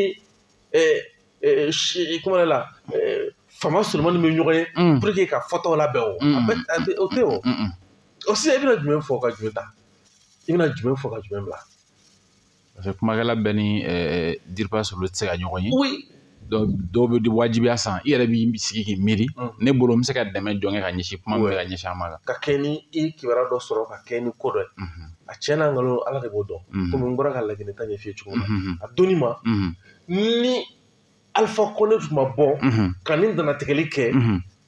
jɔn tun bɛ se k'a fɔ ko nkalon don o don nin jɔn tun bɛ mɔgɔ bɔ fili kɔnɔ. Ayi maaw kɔni tun tɛ miiri ka taa k'a fɔ ko a dɔn ko kuma in k'a sinsinnenba tɛ an bɛɛ tun bɛ taa ni kelen de ye CEDEAO ni an kɛrɛfɛ jamanaw fara ɲɔgɔn kan CEDEAO ni ye da tugu an ka minɛnw ɲɛ. O tun ye k'a ɲini Sonoka ka don an kɔrɔkɛ ka kɛwale la. Sibi an tun ye bi jɛmukan labɛn ka kuma CEDEAO ka san 50 ka kuma CEDEAO yɛrɛ a ye dɔɔnin kɛ dɛ. Un demi-siècle. San 50. Mais i b'a dɔn ko ni ne ni walanda ninnu ta n bɛ tila ka timinangoya quoi parce que i n'a fɔ baro de diyara Mali kɔnɔ quoi baro de ka d'an ye quoi mais baro in kɔfɛ mun de bɛ dilan an mago t'a la. o de bɛ to k'e timinangoya wa ne hakili jiginn'o la ouais parce que i b'a fɔ k'an ma se yen fɔlɔ e ye fɛn dilan dɔ wɛrɛ tɛ dɛ fɛn ma sɔrɔ de ouais fɛn de ma sɔrɔ fɛn ɲɔ lɔnni wa ouais lɔnni ma sɔrɔ quoi i y'a fɔ jama min ye a fanba o ma fɛn ta ouais i y'a fɔ an y'a lamɛn i b'a fɔ ko baro kan an bɛɛ bila ka tɛmɛ an ka ci fɛ fanba min bɛ lamɛnni kɛ n'o tun ye fɛn ta an ka fɔta la an filɛ yɔrɔ min na an tun tɛ se yan an filɛ yɔrɔ min na ko bi jɔn bɛ se k'a fɔ ko nin balila Kuyatɛ la mun bɛ sen na mɔgɔ dɔ bɛ se k'o fɔ sisan i bɛna mun fɔ dɔrɔn o de ye le commandant en chef walima an k'a fɔ ko Ben le cerveau an ka fɔ ten Adama Jara i b'a dɔn ale taara Keyoroba sɔgɔmada in na Joyila sawa kan Joyila sɔgɔmada in na ni kibaruya wulila dɔw kɛlen don k'a bila bɔlɔlɔsira fɛ ko fɛn bɛ tali kɛ o ka bana min ni a bɛ tɛmɛ jeli bana ye ni a bɛ f'o ma ko AVC ko o ye Ben bin ko o y'a cɛ ka taa n'a ye yɔrɔ la yɔrɔ min ni ɲɛ mɔgɔ t'a yɔrɔ dɔn yɔrɔ dogolen yɔrɔ ɲɛma dogolen Sibi nin bɛ hakili jigin k'an yɛrɛ to MCA la don dɔ wulada fɛ o fana girigara wulila a ma nɔgɔya dɛ an yɛrɛ y'a kibaruyaw bolibolitɔ ye dimanche don k'an to Joyila Ben fɛ Ben ko o kelen Keyoroba bɛɛ tun b'a kalama ko fana bɔra ale yɛrɛ la c'est à dire que sisan a bɛ ka lajɛ a bɛna ɲɛfɔ Ben ye cogo jumɛn quoi parce que souvent ni gɛlɛya dɔ y'i sɔrɔ ka bɔ kɛnɛma na bɛɛ bɔ a kalama fo e yɛrɛ parce que maaw bɛ n'u yɛrɛ ɲininka an bɛna fɔ a ye cogo di a bɛna bisimila cogo di parce que min fɔra a ye o ye ko dɔ ye muru kɛ ka ne sɔgɔ ko yanni n bɛ se kɛnɛyaso la k'a ma ɲa o kibaruya jɛnsɛnna ka yɔrɔ bɛɛ labɔ bɔlɔlɔsiraw fɛ ka fan bɛɛ kɛ fɔlɔkɔ ye sisan a bɛna ɲɛfɔ Ben ye cogo di o de kɛra problème bɛrɛ ko a dɔw yɛlɛ bɛna ba donc n'ale ye mɔgɔ fo i b'a sɔrɔ bɛɛ b'a filɛ cogo dɔ la ale de bɛ a ɲininka mun de bɛ se i bɛɛ ka kɛ tan ka distance walima hali ni mun bɛ kuma fɛ o bɛ kuma ni sɔnɔgɔyani ye a bɛ mɔgɔ ga i kamana la koyi donc ala nana kɛ wulikajɔw kɛra faamaw yɛrɛ fɛ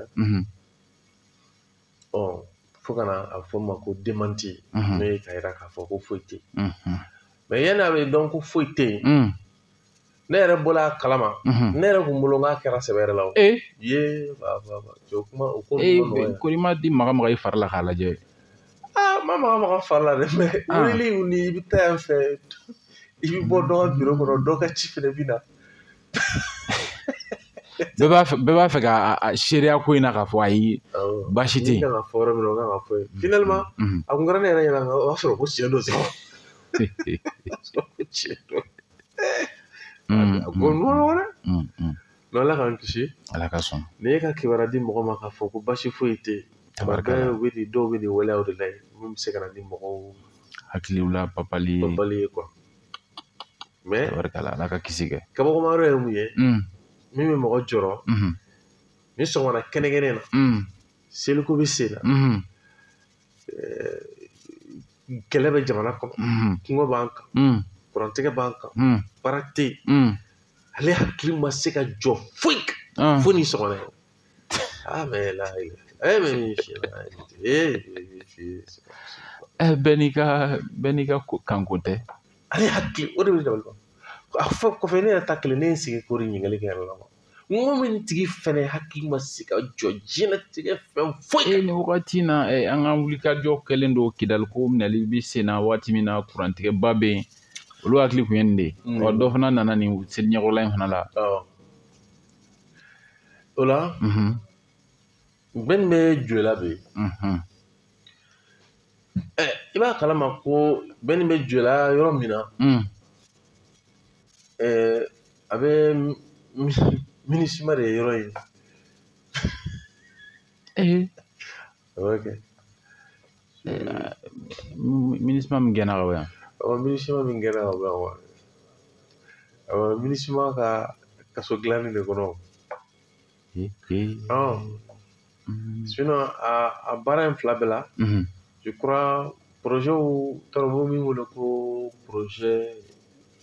prison ni Mandela ninnu ni ka se fo ministre ma olu ka dɛmɛ o kɛra ka a yɔrɔ ninnu filaw bɛɛ lajɛlen labɛn cogo dɔ la. Donc n taara bɛn nin fɛ n ko ma bon n ko donc i bɛ ministre la hɔrɔma de la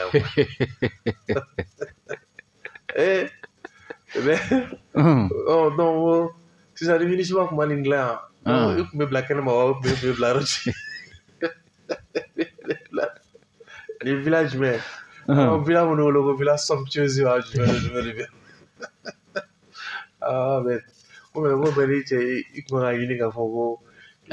ye kɛlɛ min kɛ contre la ministre est-ce que i t'o demande formuler an k'o ci ka taa di autorité ma autorité pénitentiaire mɔgɔw ma k'a fɔ ko non vraiment lien min bɛ walima an ye kɛlɛ min ka ɲɛsin ministre ma n b'a ɲini a ka ne bɔ ministre ka yɔrɔ jɛ an k'o sɛbɛnfura in dilannen to yen nɔ. O to yen. Awɔ an k'o to yen. Non a k'o fɛn ca a k'o lettre ouverte kɛ k'a fɔ ko non comment mais n'o kɛra ni yɔrɔ wɛrɛ bɔra k'a fɔ ko wa i kana se a la dɛ ministre an nana sɔrɔ non mais est-ce que non ministre jɔyɔrɔba ye kɛyɔrɔba mais ayiwa an ka tɛmɛ sa fɛnɛ parce que a fɛn ninnu caman bɛ yen i b'a sɔrɔ kɔmɔgɔw ka dɛmɛ de b'a to ni sinon an ka ko tɛ kaso ye ten an tɛ investi ten o cogo la o de kama a dɔ la an tɛ wari ɲini kaso la quoi sinon kɛyɔrɔba hectare min jɔra kɛyɔrɔba i bɛ n yɛrɛ min jɔra la yan o ɲɔgɔn 10 bɛ se ka jɔ kɛyɔrɔba kaso. donc ni mɔgɔ min y'a lajɛ yɛrɛ fɛn ma ta espace yɛrɛ la quoi mun réservé non est-ce qu'il y a 100 hectares quoi 100 hectares de don min talen filɛ nin ye o bɛ tɛmɛ 10 kan 10 de donc i b'a jateminɛ min jɔlen filɛ o ɲɔgɔn 10 wɛrɛ bɛ se ka jɔ yɔrɔ in na donc a bɛ se ka kɛ sɛnɛkɛyɔrɔba bagan marayɔrɔba vétérinaire ni sɛnɛkɛlaw ni bololabaarakɛlaw ni maa caman minnu bɛ taa yen n'u bɛ se ka bololabaara kɛ hali ka mɔgɔw ka juru sara parce que mɔgɔ caman minɛ ka bila kaso la ko mɔgɔw ka juru ninnu saracogo foyi si k'i to kaso kɔnɔ i tɛ activité la ni dun y'a jateminɛ kɛ san kɔnɔ miliyɔn joli de bɛ don a la est-ce que kasoladenw bɛ dumuni min dun yen est-ce que o tɛ se ka dumuni sɛnɛ yan u yɛrɛ bɛ mun ka espace tɔ min bɛ yen nɔ k'o aménager sɛnɛ ka kɛ yen u yɛrɛ bɛ dumuni min kɛ u k'a sɛnɛ a dɔ ka feere musakanin dɔ ka d'u yɛrɛ ma kalo kalo dumuni kɛlen kɔfɛ ka bɔ a la c'est bon o ka fisa parce que sifinw de ka ca yen a ka fisa jamana ka taa ka sifinw tonton ko dɔ la san caman bɔ ni banaw ni waleyaw ni miirinaw jugu ni fɛnw kirikaraw ye walima pour que wagati ka se ka tɛmɛ i kan caman b'i yɛrɛ don ko caman na ni activité dɔ dir'u ma min bɛ se k'u ka wagati lafa a bɛ fisaya u yɛrɛ ma donc CEDEAO san 50 sɔrɔ san 50 a daminɛ jamana 15 bi jamana 13 ayiwa bi an tɛna se ka bɛrɛ fɔ CEDEAO kan ko lihalala mais ne bɛna min fɔ dɔrɔn o de ye a yira ko Niger premier ministre taara Alassane fɛ yen a kuma cayalenba don dɔw ko yɛlɛmana tagali wa ubiyɛn kuma cayali de mun nana ni tagali kuma yɛrɛ cayali tagali kuma cayali kɛra mɔgɔ caman bɛ k'a fɔ ko yalima Niger b'a fɛ ka bɔ AES ka terrain kɔnɔ wa qu'est-ce que Niger t'a fɛ k'i cun ka terrain to ka taa mais munna mais premier ministre ma taa wagati min na ni Algérie tun bɛ mankan na Niger premier ministre ma taa de Niger affaires étrangères ma taa Algérie de mɔgɔw bolo a bɛ fɛ ka kɛ cogo di comme premier ministre an ka faamu na premier ministre yankan ka bon hali n'o y'a sɔrɔ jamana ni jamana ni ɲɔgɔn cɛ kuma caman i b'a sɔrɔ ministre des affaires étrangères fanga ka bon nka anw jamanakɔnɔdenw ka yeli la an bɛ pere se ka yanga de. Oui, mais fɛn caman bɛ yen tiɲɛ don sanction b'an kan mais fɛn caman bɛ yen an ko k'an bɔra CEDEAO la mais an ni CEDEAO jɛlen don o la o.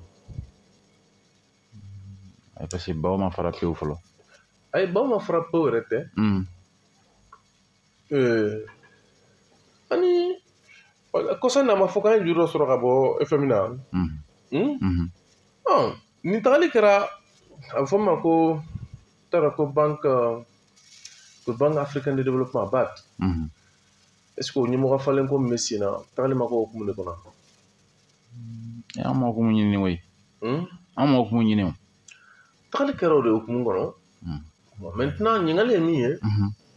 A taara AES tɔgɔ la wa walima munna AES jamana tɔ ma taa. O de bɛ se ka kɛ a yɔrɔ hakili jagabɔ yɔrɔ ye. Tɔ ma taa wa walima. Ale de kelen taara ni tɔ 2 ka ci kan fɛ. O kibaruya ma sɔrɔ. Sisan e bɛ mun jateminɛ o ye a fɔlen don k'a taara janfa bɛna kɛ sisan AES fɛnw o de kuma fɔra. Bon i b'a kalama ko ne ma maa si ye fɔlɔ min ko a ye soutien min ko k'a ye nin ye ko min sera ka ɲɛfɔli k'a la quoi. Ka tagali yɛrɛ ka se ka contextualiser.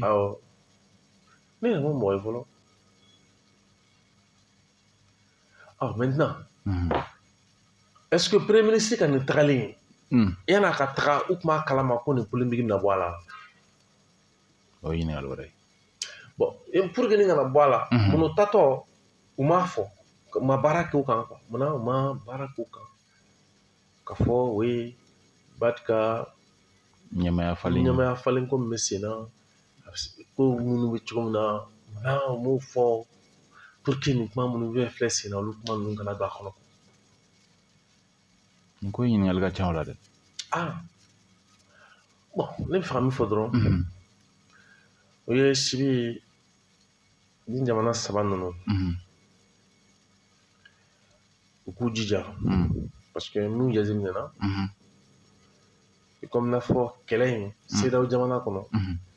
a bɛ nin jamana 3 de kɔnɔ bi ka wasa.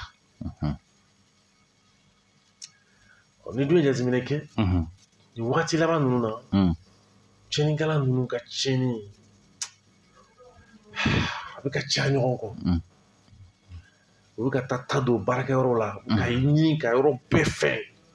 pourquoi.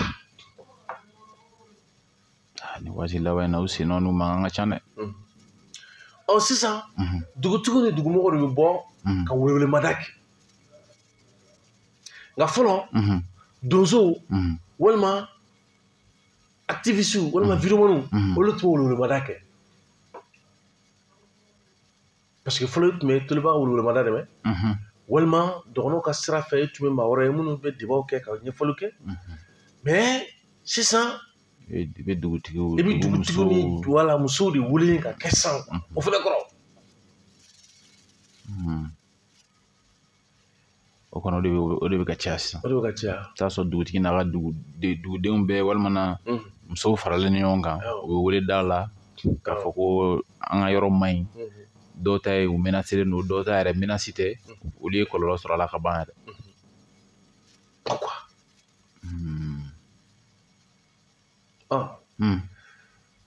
Nin bɛɛ fura bɛna kɛ mun ye komi i y'a fɔ cogo min na a bɛ n'a fɔ sisan kɔni se min b'an ye dɔrɔn k'an sigi k'a lajɛ o de se tɛ yan. O de kɔni bɛ yen kabini état d'alerte maximale mɔgɔw hakili b'a la jamana 3 in a waati la état d'alerte maximale kɛra n t'a dɔn n'a wulila yɛrɛ parce que officiellement ma wulili ko mɛn mais jamana kɔnɔdenw ma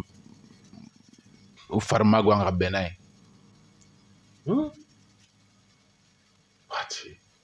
Hali ye mun fɔ ko bɔlɔlɔsira fɛ mun tun b'a fɔ ko nin yɔrɔ in ma ɲi nin yɔrɔ in ma ɲi wagati nana kɛ o fɔli o mɔgɔw yɛrɛ fɛ o tun ye gɛlɛya ko ye parce que n'i y'a fɔ ko nin bɛ yen dénonciation sira fɛ ka kunnafoni di n'a sira ye gɛlɛya tun bɛ ta k'e yɛrɛ sɛgɛrɛ finalement olu fana caman da de gɛlɛya bɛ mun yɛrɛ kan olu yɛrɛ bɛ ka bɔ parce que Toloba ninnu tun ye mɔgɔ dɔw ka kumada ye u ye mɔgɔw ka gɛlɛya ta ani kana fo Seku mara bolo na donso minnu tun bɛ yen. O la Sibi e kan ka ko tacogo lajɛ c'est à dire ni bɛ c'est pourquoi danfara min b'a ni Ibrahim Kulubali cɛ i b'a sɔrɔ Ibrahim Kulubali ale i b'a la bi c'est pourquoi n bɛ k'a f'i ɲɛna pourquoi bi pour que n tɛ ka se ka n tɛ émission kɛ quoi munna parce que tant que aw tɛ se k'aw sigi a kulu tɛ se ka sigi ka nin hakili jagabɔ kɛ ka solution sɔrɔ a la c'est nafa t'a fɔ la n'a fɔra a bɛ kɛ barokɛyɔrɔ kuma ye ni wuli kɛra dɔrɔn bɛɛ bɛ tigɛ ci c'est fini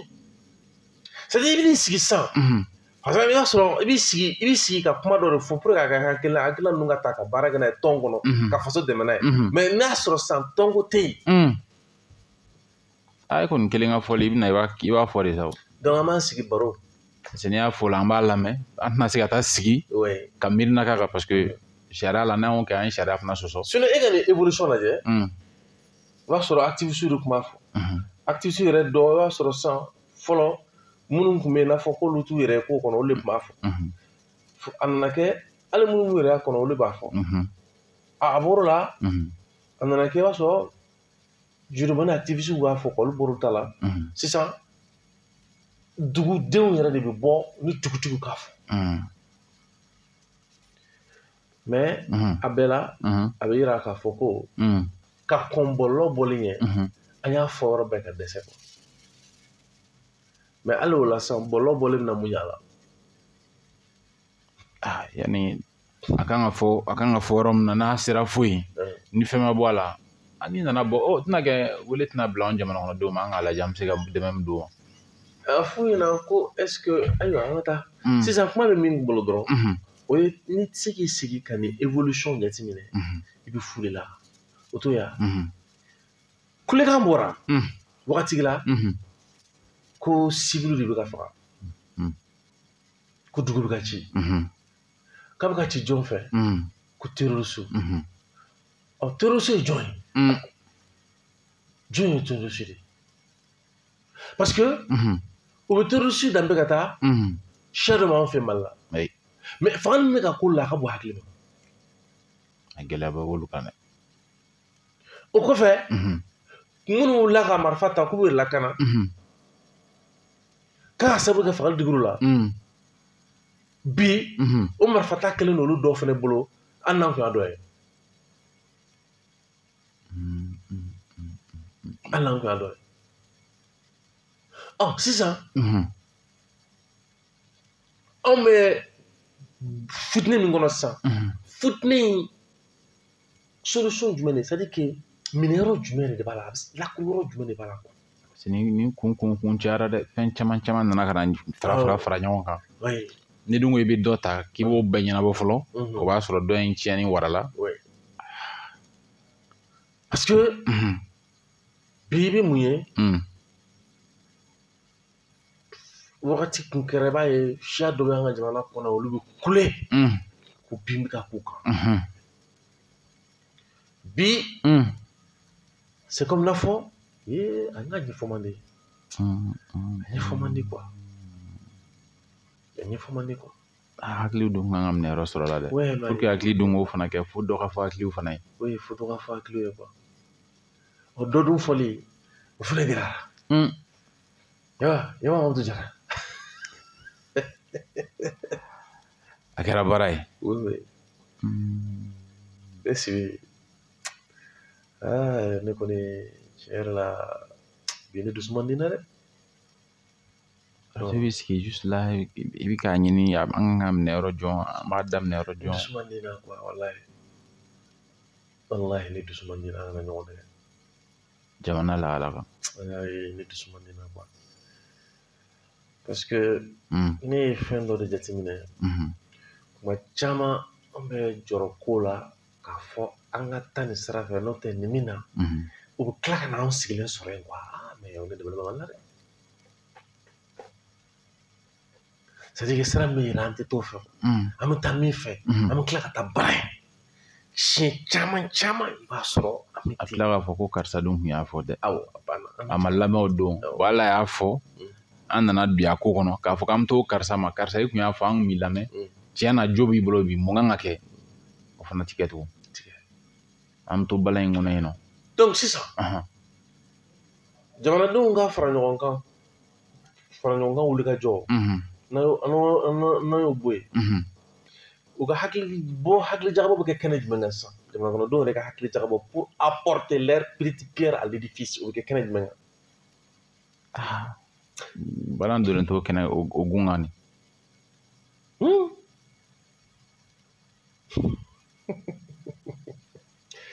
Parce que hali n'aw farala ɲɔgɔn kan aw kan ka fɛɛrɛ bɔ sira min fɛ o fɛɛrɛ wulikajɔ fɛn b'o fɛɛrɛ hukumu kɔnɔ o bɛɛ gulonnen don. I m'a ye vidéo bɛ ka cari i b'a fɔ ko répondant a t'a fɔ ten tubabukan na c'est comme min bɛ ka fɔ an ma minnu kan ka se ka bɔ ka dɔ fɔ olu ma c'est comme n'a fɔ u bɛ ka dɔgɔya quoi. Mais est-ce que an bɛ k'o jateminɛ ka fɔ sisan jajugu de bɛ ka bɔlɔlɔ fan bɛɛ minɛ. Yan kuma gɛlɛyara n'est-ce pas mais dɔw bɛ kɔ kan u bɛ k'a furu ka jigin dɔrɔn. olu kɔni ta bɛɛ ni yɛrɛ ka kuma ko bila ka jigin i bɛ bila ka jigin la non stop. An bɛna ta 2-3 mois sisan jamana kunnafoni bɛ ɲini olu fɛnɛ bolo. La nature humaine c'est comme ça. Elle a horreur du vide. A kana se ka la dɛ. Dalen cogo wɛrɛ de bɛ yen. N'olu minnu bɛ kɔfɛ n'o y'u yɛrɛ labɛn k'a structurer ka ɲɛ mɔgɔ bɛ taa kunnafoni ɲini.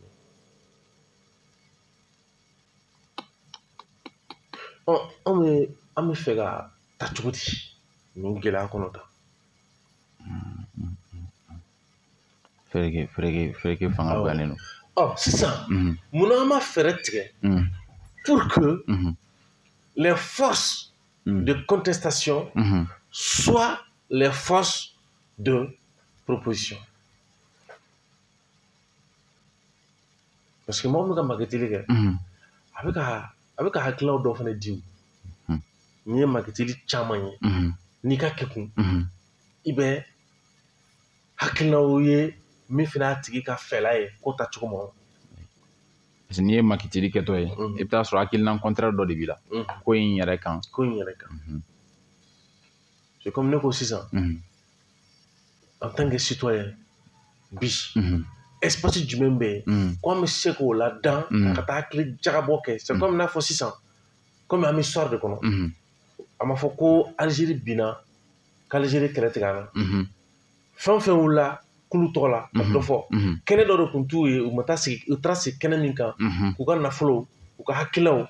n'u ka wagati k'o di yaasa baara in ka se ka kɛ yan. O kɛnɛ jumɛn b'anw bolo bi Mali yɛrɛ kunkanko kan hali ka ɲɛsin minnu déplacera walima hali ka balo ɲini walima ka nafolo ɲini walima ka jelidi kɛ o kɛnɛ jumɛn de bɛ sisan. Nin bɛɛ nafa bɛ jamana kan. Tɔn ka wuli ka jelidi kɛ ko kɛlɛ bɛ sen na tɔn ka wuli ka wari fara ɲɔgɔn kan ko ka taa balo ɲini ka taa di minnu bɛ yen nɔ n'olu bɔra yɔrɔ dɔ la ka na yɔrɔ dɔ la walima u ka fara ɲɔgɔn kan ka taa fini d'u ma ou bien ka taa fura d'u ma o bɛɛ bɛ yen o.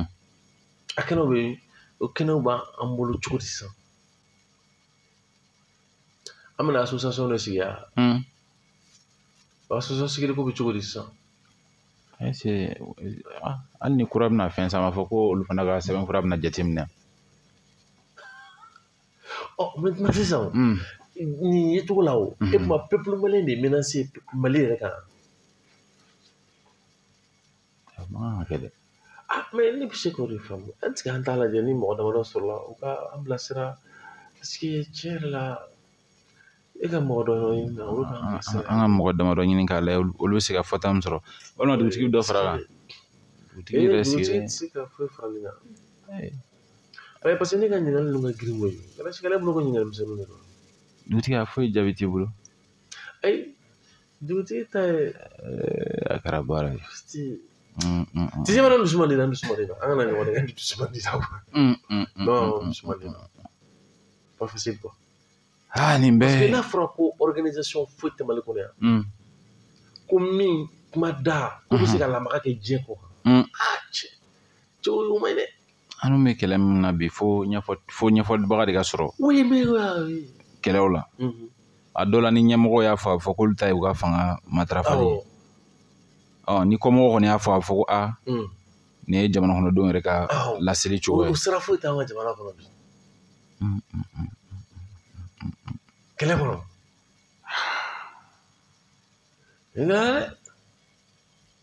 an t'a lajɛ ani mun fɔ an bɛ taa kɛnɛ ma k'a lajɛ a dɔw la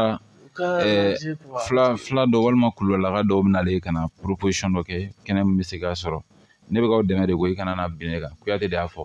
an bɛ taa e fan fɛ k'a lajɛ ni ye mɔgɔ damadɔ sɔrɔ nɛgɛjuru sira fɛ an bɛ ɲininkali kɔni bɛ yen bi maaw ye ɲininkali ninnu fana mɛn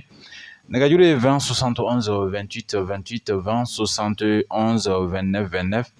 mugan bi wolonfila ni kelen mugan ni seegin mugan ni seegin mugan bi wolonfila ni kelen mugan ni kɔnɔntɔn mugan ani kɔnɔntɔn o ye nɛgɛjuru sira ye honorable Sidiki Kuyate kɔni ye ɲininkaliw sɛmɛ ɲɔgɔn kan an bɛ kita ayiwa ko maa fɔlɔ bɛ yen nɔ yalo a bisimila tɔgɔ ni jamu tabarikala boli bisimila ayiwa an bɛ ala tanu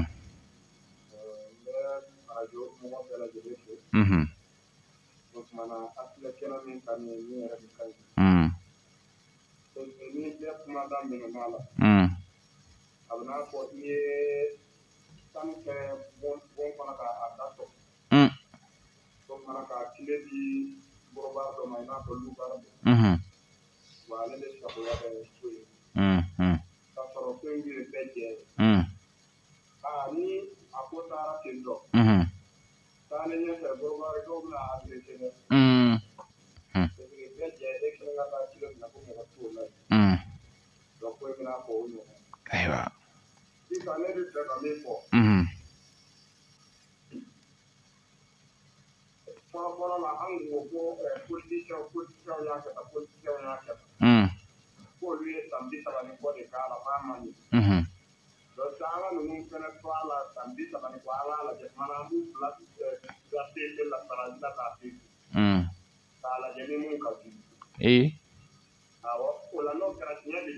tabarikala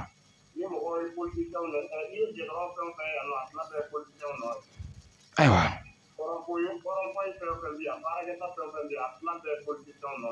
tabarikala boli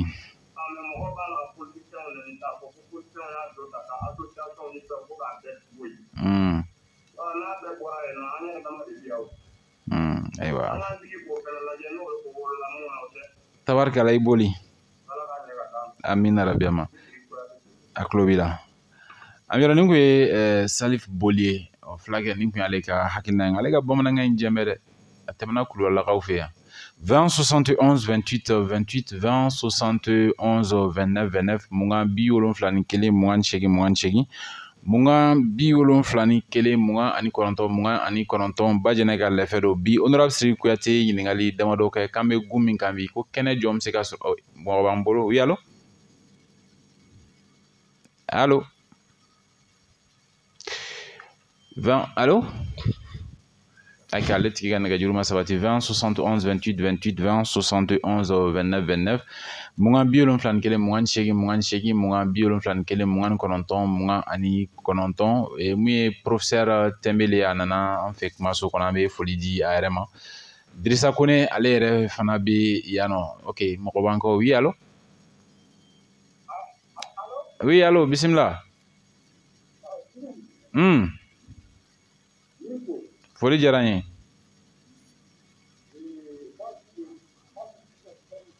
tabarikala Bazu i ka nɛgɛjuru kumakan bɛ ka to ka tigɛ tigɛ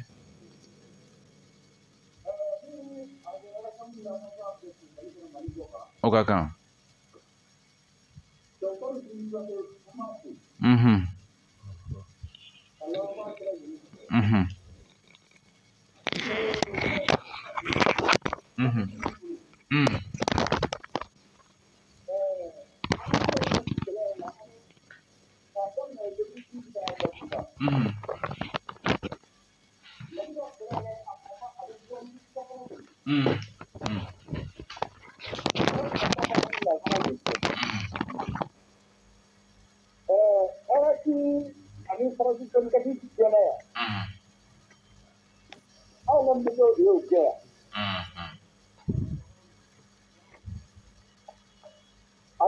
Oui, alors on peut la base.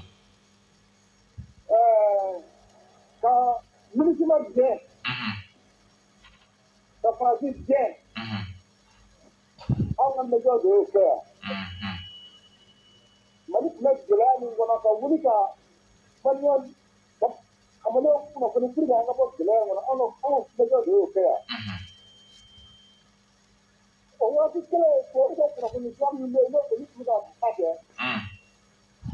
on a besoin de choses pour nous. Or, si nous prenons on le fait. Parce que on peut pas faire ça, on a des produits de mort. Aïe, il n'y a pas de flemme. Parce que c'est pas pour nous, c'est pas pour nous de tout. Or, quand vous dites à c'est vrai que Marie Sola, mais on y a une voilà. Oh, on peut pas vous dire que c'est ça. C'est vrai que c'est pas du tout. On m'a pas ouvert. Il n'y a pas de flemme. On est venu. D'abord, là. Ambilambe bazu fo mi ben terke ani mas terke o ko ga docteur siri ko te ko ka foli di ama ale yingali chamanga yingali mjawi sega sawi adola honorable siri ko te yingali ke amo fana jabi so 20 71 28 28 oui allô allô allô ok uti gan ga juruma sabati munga biolum plan kele mungan sheri mungan biolum plan kele mungan kononton radio RFM honorable Siriki Kouyaté ka ɲininkali do an bi jalo ko kɛnɛ jɔn bɛna sɔrɔ jamana kɔnɔdenw bolo ko mɔgɔ b'an kɔ yalo allo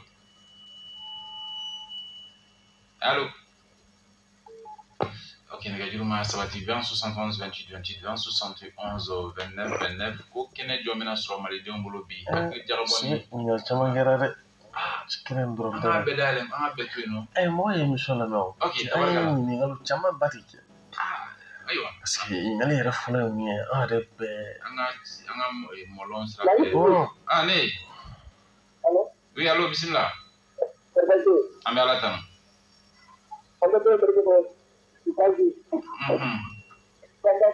ayiwa a ye foli mɛn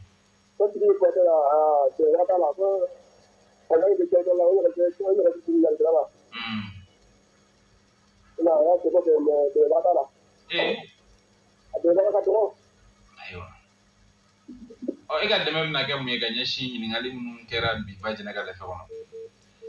ayiwa nɛgɛjuru sira ye an janfa 20 71 28 28 20 71 29 29 mungan 71 mungan 71 mungan ani kɔnɔntɔn an bi yalo ko ɲininkali camanba de kɛra ko honorable Siriki Kouyaté ko dɛmɛbaga man ca oui allo allo oui bisimila ba tɔgɔ ni jamu ok Cheikh Jara bisimila bon ne kɔni y'a faamuyali la ni kuma dama mina maa si la maa la aw tɛ ka kuma je pense que aw bɛ ka kuma mɔgɔw bɛ k'a lamɛn mɔgɔ tɛ ka kuma fɔ an ye kuma jumɛn fɔ misaliya la faamuyali ye quoi e ka misaliya an ye kuma jumɛn fɔ an ye kuma jumɛn fɔ par exemple e k'a lajɛ an bɛ ka kuma la ne yɛrɛ tɛ ka kuma radio la sisan min bɛ hakilina la n tɛ k'a fɔ o tuma na i b'a sɔrɔ e n'anw tɛ mali allo kɔrɔ ko politigimɔgɔw de kana kuma politigi kumaw ka dabila politigi réunion ka dabila politique kuma ye jumɛn ye sisan politique kuma ye kuma jumɛn an bɛɛ tɛ mali kɔnɔ a bɛɛ tɛ politigi kuma dɔn a ma se ka k'o dɔn ɲɛ tɛ o oui mais Cheikh Jara ka ɲɛfɔli tun bɛ kɛ sababu ye a dɔw la a bɛ se ka kɛ a ma e bolo politigi kuma ye mun ye n'ale bolo politigi kuma ye mun ye mais est ce que e ye émission bɛɛ lamɛn wa bon n ye caman lamɛn i y'a daminɛ wagati jumɛn par exemple e ka ni i ko Ben Mari bɛ yɛlɛmana ka taa l'autre côté Rebondon in na kabini dugu in na kabini ma se yen ma dɔɔnin n y'a daminɛ quoi je pense que n ye dɔɔnin lamɛn a la quoi e ye min lamɛn la e ka nin seere mun de la i ko ko jamana kɔnɔ mɔgɔ tɛ k'u fɛla fɔ kabini Laginɛ problème ye fo k'i lamɛn quoi mais moi je trouve que maintenant est ce que i y'a mɛn ne ka kuma la ko ne yɛrɛ nana ni min ye ko n m'o fɔ émission na ko n yɛrɛ ye k'a fɔ nafa t'o la n y'o bila kɛrɛfɛ fɔlɔ quoi an nana dɔrɔn hakili jagabɔ dɔrɔn de kɔnɔ quoi i y'o mɛn kɔni ok maintenant moi, quand même, ne reconnais pas familial. Chaque jour, mais est-ce qu'il y a un meilleur? Ne qu'il y a un fond, moi, il y a mis la bain, moi, moi, tu es pour gagner. Parce que j'aimerais amener tout comme un sang. Il y a un meilleur. Non, moi, il y a un meilleur. D'accord. Bon, maintenant, nous avons fini, il y a une femme. Gela mi me jamana kan o ni ne ka min fɔ bi cɛ min fiyɛna n'i ko kan ka fɔ bi o ma nɔgɔn ne sɛk m'o fiyɛna dɛ. Mais gela min bɛ jamana kan an bɛ jamana in kɔnɔ. San joli sisan san 10 joli an bɛ jamana in kɔnɔ an bɛ jamana in gɛlɛya dɔn an b'a nɔgɔya dɔn. O kumaw de bɛ yen ni ne yɛrɛ kɔni fɛ n'aw ma a fɔ. Sisan. mais komi i n'a fɔ mɔgɔw kumada bɛ minɛnw la. Sisan. Ayi sɛk ne bɛ k'i faamu ko ye. Ne ka min ma sisan e bɛ gɛlɛya jumɛn dɔn jamana kɔnɔ sisan e bɛ gɛlɛya jumɛn dɔn sisan. jamana bɛ gɛlɛya min na o sera ka fɔ wa. awɔ e k'a dɔ fɔ sa. an bɛ gɛlɛya min na a bɛ ka nɔgɔya caman bɛ ka bɔ a la. ayisa ne m'o fɔ fɔlɔ n ko e bɛ gɛlɛya jumɛn dɔn. ka dɔ fɔ cogo di. e ka gɛlɛya dɔ fɔ tan an bɛ min kɔnɔ tan. jamana kɔnɔ yan. ne bɛ an mago b'i ka réflexion la parce que i b'a dɔn ko ne b'a kɔnɔ ne b'a kɔnɔ n'aw bɛɛ bɛ kulun kelen kɔnɔ fɛn min bɛ kulun ko la aw bɛ t'o dɔn an dun bɛ ji sanfɛ. min bɛ jamana kɔnɔ. an bɛ ka ɲini ka bɔ o gɛlɛya de kɔnɔ. jumɛn e ka dɔ fɔ tan. n bɛ intervention kɛ ka radio la sisan k'a f'i kan to k'a fɔ ko olu kumada ye kɔfɛ tubabuw gɛn ka bɔ yan olu kumana mɛ bi olu tɛ se ka sɔrɔ ka kuma. tuma min na i kuma i bɛ se ka kuma o waatiw bɛ yen. mais chaque ne kuma dɔ de fɔ chaque ne k'i ko e bolo ko an bɛ gɛlɛya min kɔnɔ k'an bɛ ka bɔ kɔnɔ e k'o gɛlɛya dɔ fɔ tan quoi. ne ka gɛlɛya dɔ fɛ yan. non e b'a kɔnɔ ne b'a kɔnɔ a ka kɛ ne b'o fɔ. d'accord merci comme an b'a dɔn ka ban c'est pas la peine ale ka weleli kɛ fɛn min dɔnnen don ale weleli kɛ o la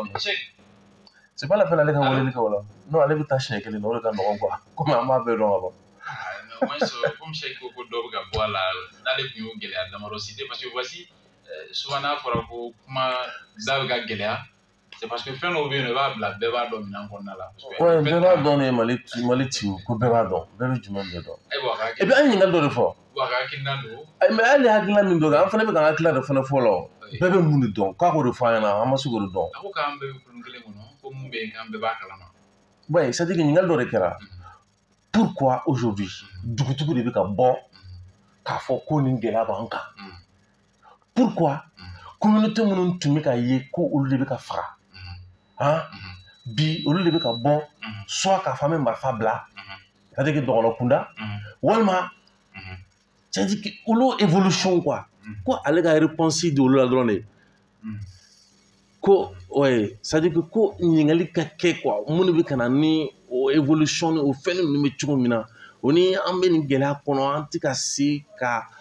jama force fara ɲɔgɔn kan k'a kɛ force de proposition ye fo k'a kɛ munna quoi qu'est-ce qui se passe ɲininkali baden de kɛra. oui mais Bazu b'o dɔn Bazu b'o dɔn ale Cheikh yɛrɛ b'o dɔn c'est pourquoi hali ale de ma se ka fɛn fɔ an ye o.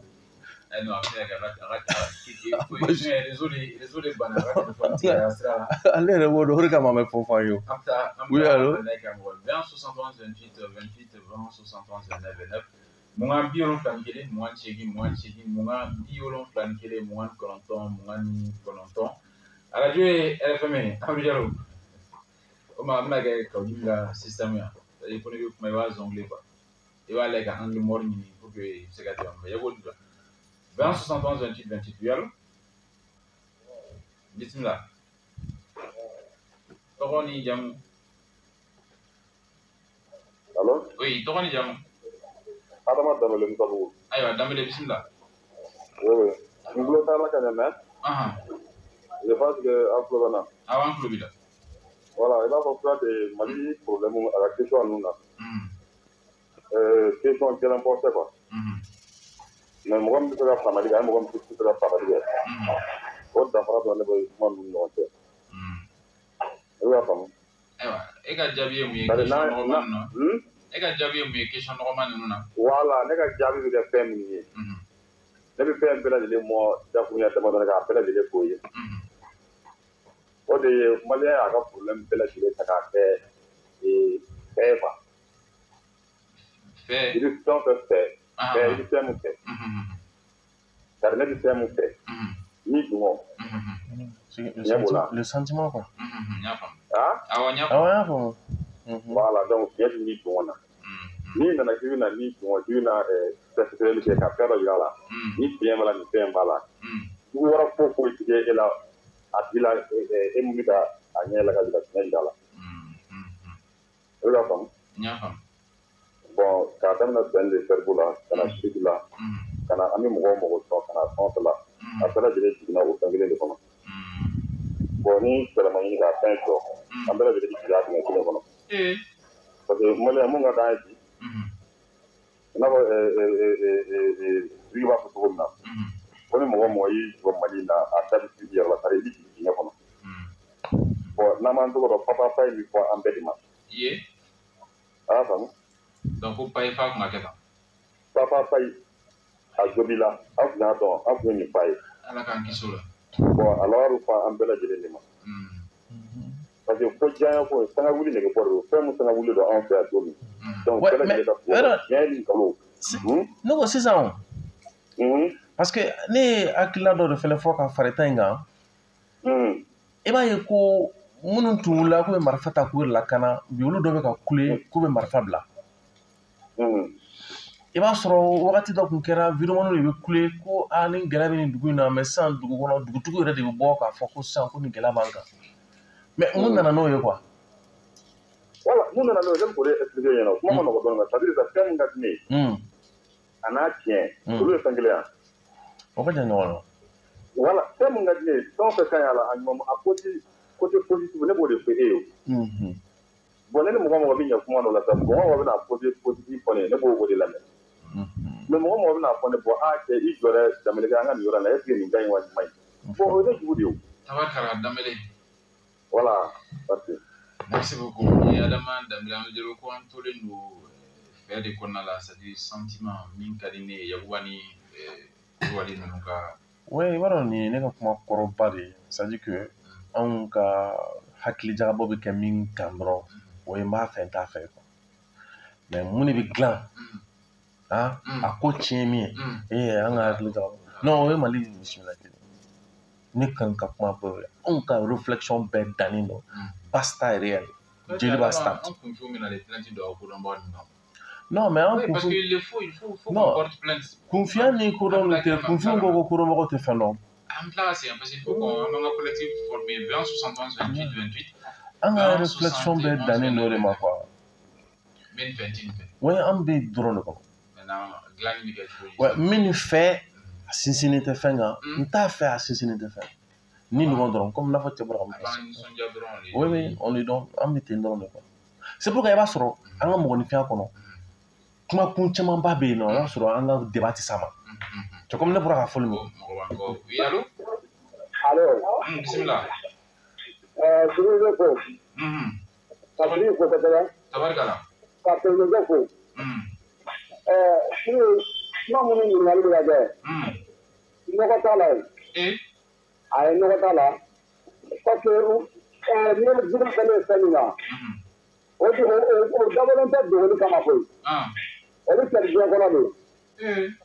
mais ɲininkali min kɛra ko munna ko o bɛ ka kɛ quoi munna o bɛ ka kɛ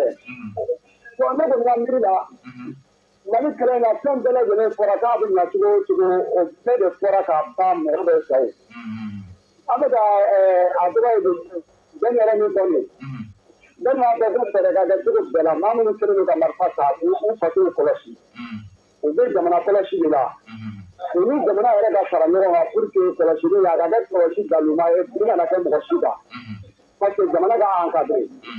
ko daminɛ fura dama ni sisan cɛ est ce que tiɲɛ yɛrɛ la an y'o ye wa voilà ne kɔni hakili la nin ko in filɛ nin ye ne jɛlen de ka a bɛ kɛnɛ kan fati donc gɛlɛya minnu bɛ yen a dogolen tɛ mɔgɔ si la n'i y'a jateminɛ k'a lajɛ an yɛrɛ bɛ mankan min na n'i y'o jateminɛ k'o lajɛ ka tila ka doni min b'an kun k'o lajɛ i b'a fɔ olu tɛ tampagini yɛrɛ donc est ce que tiɲɛ yɛrɛ la a jɔyɔrɔ banna pour que an ka jamana ka bɔ tan wa o fana ye ne ka ɲininkali est ce que tiɲɛ yɛrɛ la a jɔyɔrɔ banna pour que an ka jamana ka bɔ tan a bɛ fo kosɛbɛ tabarikala honorable an bɛ nɛgɛjuru waati kɔni korona an bɛ se ka mɔgɔ fila ta parce que hali bi n bɛ fɛ ka jateminɛ dɔ kɛ quoi laban an bɛ yɛrɛ sɔrɔ kaburu sa wuli facture bɛna di jɔn de kelen ma Ouais, an ka sɛbɛn ka taa di balo ma non mɔgɔ baɲuman dɔ b'a don an jigi kɔrɔ baɲumankɛ dɔ bɛ don an jigi an bɛ kɔrɔ jɔrɔ parce que fo k'an ka compter hein an bɛ jɔrɔ k'an ka lajɛ ko ka mɔgɔ fila ɲɔgɔn ta an b'a clôturer n'o ye 20 71 28 28 20 71 29 29 mugan 71 mugan 8 mugan 8 mugan 71 mugan 9 mugan 9 an bɛ jɔrɔ ko mun nana n'a ye ko mɔgɔ minnu tun bɛ kuma bɔlɔlɔw kan ani kunnafonidilaw tun bɛ fɛn min fɔ bi munna ko dugudenw yɛrɛ de bɛ ka bɔ ka laseli kɛ wagati jɔn yɛlɛma jɔn nana mun nana élément nouveau jɔn nana don ko kɔnɔ pour que an ka se nin kɛnɛ in kan an jɔrɔ bi ɲininkali cayara dɛ an bɛna tila ka ɲininkali ninnu lajɛ honorable ka walawala ye mugan 71 mugan 8 mugan 8 mugan 71 mugan 9 mugan ani 9 o ye nɛgɛjuru sira ye ka se ka an dɛmɛ ɲininkali minnu kɛra ka jaabi dɔw sɔrɔ a la cogoya min na pour que jamana kɔnɔdenw yɛrɛ ka se ka faamu kɛ 20 71 28 28 20 71 29 29 allo allo bisimila ne Bazu k'i bɛ ka hakilina di dɛ fɔlɔ musow ɲɛbila o kungo de fɔ b'a la la bɛ yen musow ɲɛ b'a la minnu bɛ ka o kungo fɔ olu bɛ ka a fɔ ni hakilina min ye olu ka degun hakilina kelen tɛ e hakilina maa bɛ k'i kungo fɔ n'i y'a ye a tɛ k'i kungo fɔ i yɛrɛ b'i kungo fɔ ne ye min fɔ a la o ye tabarikala o dɔrɔn ni mun ye Bazu ta ye ko kuma kungo min bɛ yen a fɔ cogoya a bɛ n'a fɔ fili donnen dɔ la a bɛ ka fɔ ni ŋaniya wɛrɛ mun tɛ olu ka gɛlɛya wulili ye Bazu ko k'ale bolo a dɔw la o de nana ni mɔgɔ yɛrɛ kelen ka kuma ta ka bɔ k'u ka laseli kɛ c'est comme n'a fɔ minnu tun b'a fɔ sisan olu data kuma na bilen mɔgɔ yɛrɛ wulila n'u ka problème ye donc an bɛna donc sɔnni dugutigi dɔ bɛna kɛ activiste ye nin ouais mais o phénomène bɛna tɔ filɛ nin mais normalement parce que a kan ka to ka fɛn ninnu kɛ nin kan wa pour que a ka dɔn banafɔla bɛna don olu la parce que u ka sariya sira fɛ a fɔ k'u fana da man ka don nin ko ninnu na o de kama ne tun bɛ fɛ Seku ka fɔ ne ɲɛna a bɛ ka mun wele ko politique kuma ayiwa mɔgɔ laban yalo o de kuma o kɔrɔlen o olu ko k'an b'a bɛɛ dɔn an tɛ nin dɔw dɔn dɛ allo bisimila tɔgɔ ni jamu RFM aw ni jɔ ne yɛrɛ siribuya tɛ fo ka yiribakɔrɔmɔgɔ bɛɛ lajɛlen fo ne ka mɔgɔ ɲɔgɔn de bamanan don ma a tɛ bamanankan Amadou Ɲare de bisimila e b'a dɔn bi kelen la ne ye min faamu wa n'a fɔ ko ne y'o siribuya de ka kuma yɛrɛ n'i ye kuma in ta k'a lajɛ i b'a ye k'a fɔ maliyɛn fanba ye mɔgɔ yɛrɛ dɔn ba de ye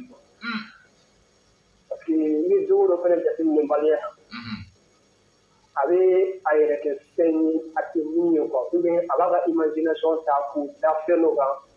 k'o majamu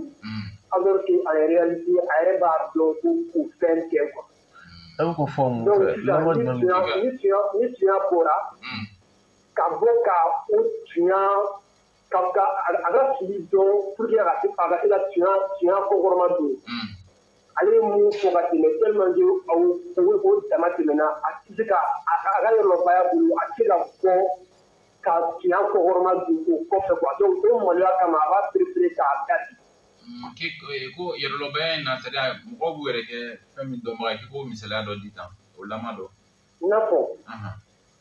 maliyɛn bɛ to ka kuma dɔ fɔ ko maliyɛn 99% ko ye silamɛ ye ne b'a fɔ bɛɛ ye ça c'est faux et archi faux parce que ni ye maliyɛn ta k'a lajɛ en réalité le 1% même n'est pas musulman parce que être musulman c'est la bonté silamɛya yɛrɛ ye ɲumanya de ye fɔlɔ donc ni o sabatilen don o tɛ se ka sabati fiyewu ko o kɔfɛ fana an ka jamana kɔnɔ o tɛ se ka dilan fɛn ka kɛ ni ɲuman ye an bɛɛ sigilen don k'a lajɛ o tɛ se ka kɛ cogo di. Ɲare maliyɛn 100% est-ce que an b'a fɔ ko maliyɛn an bɛ yɔrɔ min na sisan maliyɛn 100% ye silamɛ de ye koyi. Yari ma fama silamɛ jurum tɔw bɛ yen e mɔgɔ bolo y'a dafalen de silamɛ jurum tɔw an bɛ silamɛya an b'u ka jurumu kɛ ala bɛ yafa ala yafa ala y'aw dɔn ka yi dɔn ayi sibiki ninnu dɔ y'a fa olu ye karamɔgɔ ye k'ala de yafa masa ye ko hinɛ masa lo n yɛrɛ an ka silamɛya to an bolo k'an to o de kɔnɔ awɔ an ka silamɛya in to an bolo ban an to tan i ɲare ayiwa tabarikala 99% musulman bon musulman kɔnɔ mais jumɛn de don san 95%. Mais n ko wala dɔ fana bɛ k'a fɔ ko hali an bɛ ka minnu bɔ silamɛya la ko a bɛɛ ye silamɛya de dɛ silamɛya dɔrɔn wajulu dɔw bɛ yen n y'olu lamɛn an bɛ minnu bɔ silamɛya la ni u bɛ 5% in kɔnɔ ye dɔw ka fɔ la a bɛɛ ye silamɛya de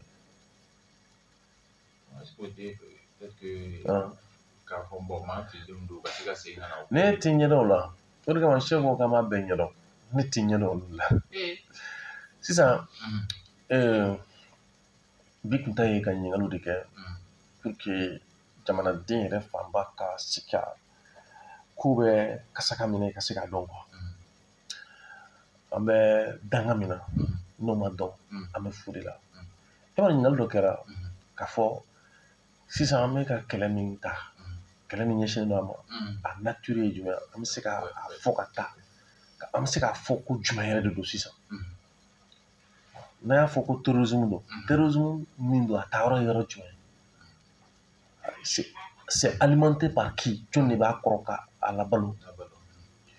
ok d'accord sisan a bɛ ka danbe ka taa siya dɔ ma est-ce que o ye tiɲɛ wa nkalon don wa ni tiɲɛ don a kun ye jumɛn ye a taayɔrɔ ye jumɛn ye n b'a fɔ ma laɲini ye jumɛn ye jɔn de b'u kɔrɔ u ka lien de c'est à dire que u ka point c'est à dire u ka source de connexion ye jumɛn ye u bɛ ka a ta yɔrɔ jumɛn u bɛ fɛ ka mun de kɛ n'a ye c'est à dire n'olu ma dɔn a bɛ minɛ cogo di a ko bɛ minɛ cogo di oui mais oui o de kama ni nin jaabi n'i ko k'i bɛ nin dɔw jaabi di sisan seki sigilen filɛ gɛrɛ min na a bɛ wuli ka wuli ka bɔ yen kana siga la pour que a ka dɔn k'a fɔ ko kuma tɛ ka kɛ o parce que seki ko kuma bɛ kuma gɛrɛ na an y'ale kuma d'ale ma sisan pendant plus de 2 minutes ne ma se ka se ka kuma sɔrɔ ko n bɛ se ka min lakali ale bɛɛ ka kuma bɛ kɛra ko an b'a bɛɛ dɔn mais maintenant an b'a bɛɛ dɔn mais mun na solution tɛ yen o de kama ne ko n k'an bɛ fɛn bɛɛ dɔn fara bɔra an kan ka min dɔn kuma tiɲɛ o de ye. oui mais est-ce que an m'a fɔ o yɔrɔ de la ko wagati dɔ bɛ kɛ o kɛ kuma ye ni kuma kɛra o kɔfɛ wagati dɔ bɛ kɛ o bɛ kɛ kuma kan ka jɔ ka baara kɛ o tɛ tiɲɛ o est-ce que an t'o période o tɛ tiɲɛ o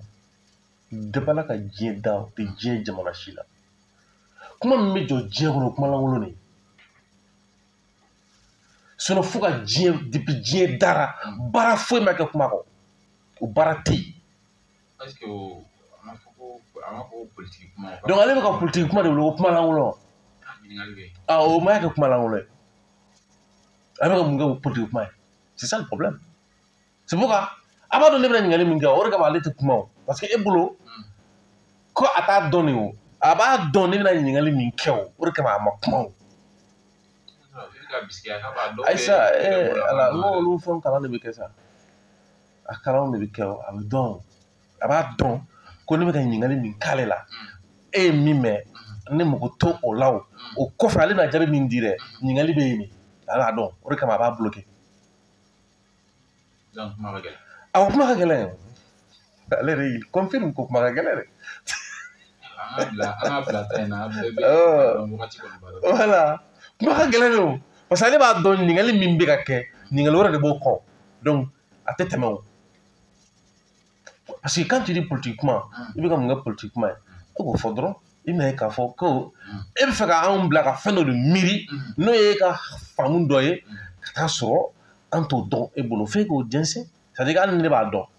mais ne b'a dɔn a ma fɔ ko c'est de la discussion c'est-à-dire que de fait que an bɛ kumaw falen ɲɔgɔn na ko o de bɛna to ni cɛ bɛ bange wa donc ale bɛ ka min wele politique kuma ale k'o fɔ parce que Mali tun bɛ danga jumɛn de kan Mali tun bɛ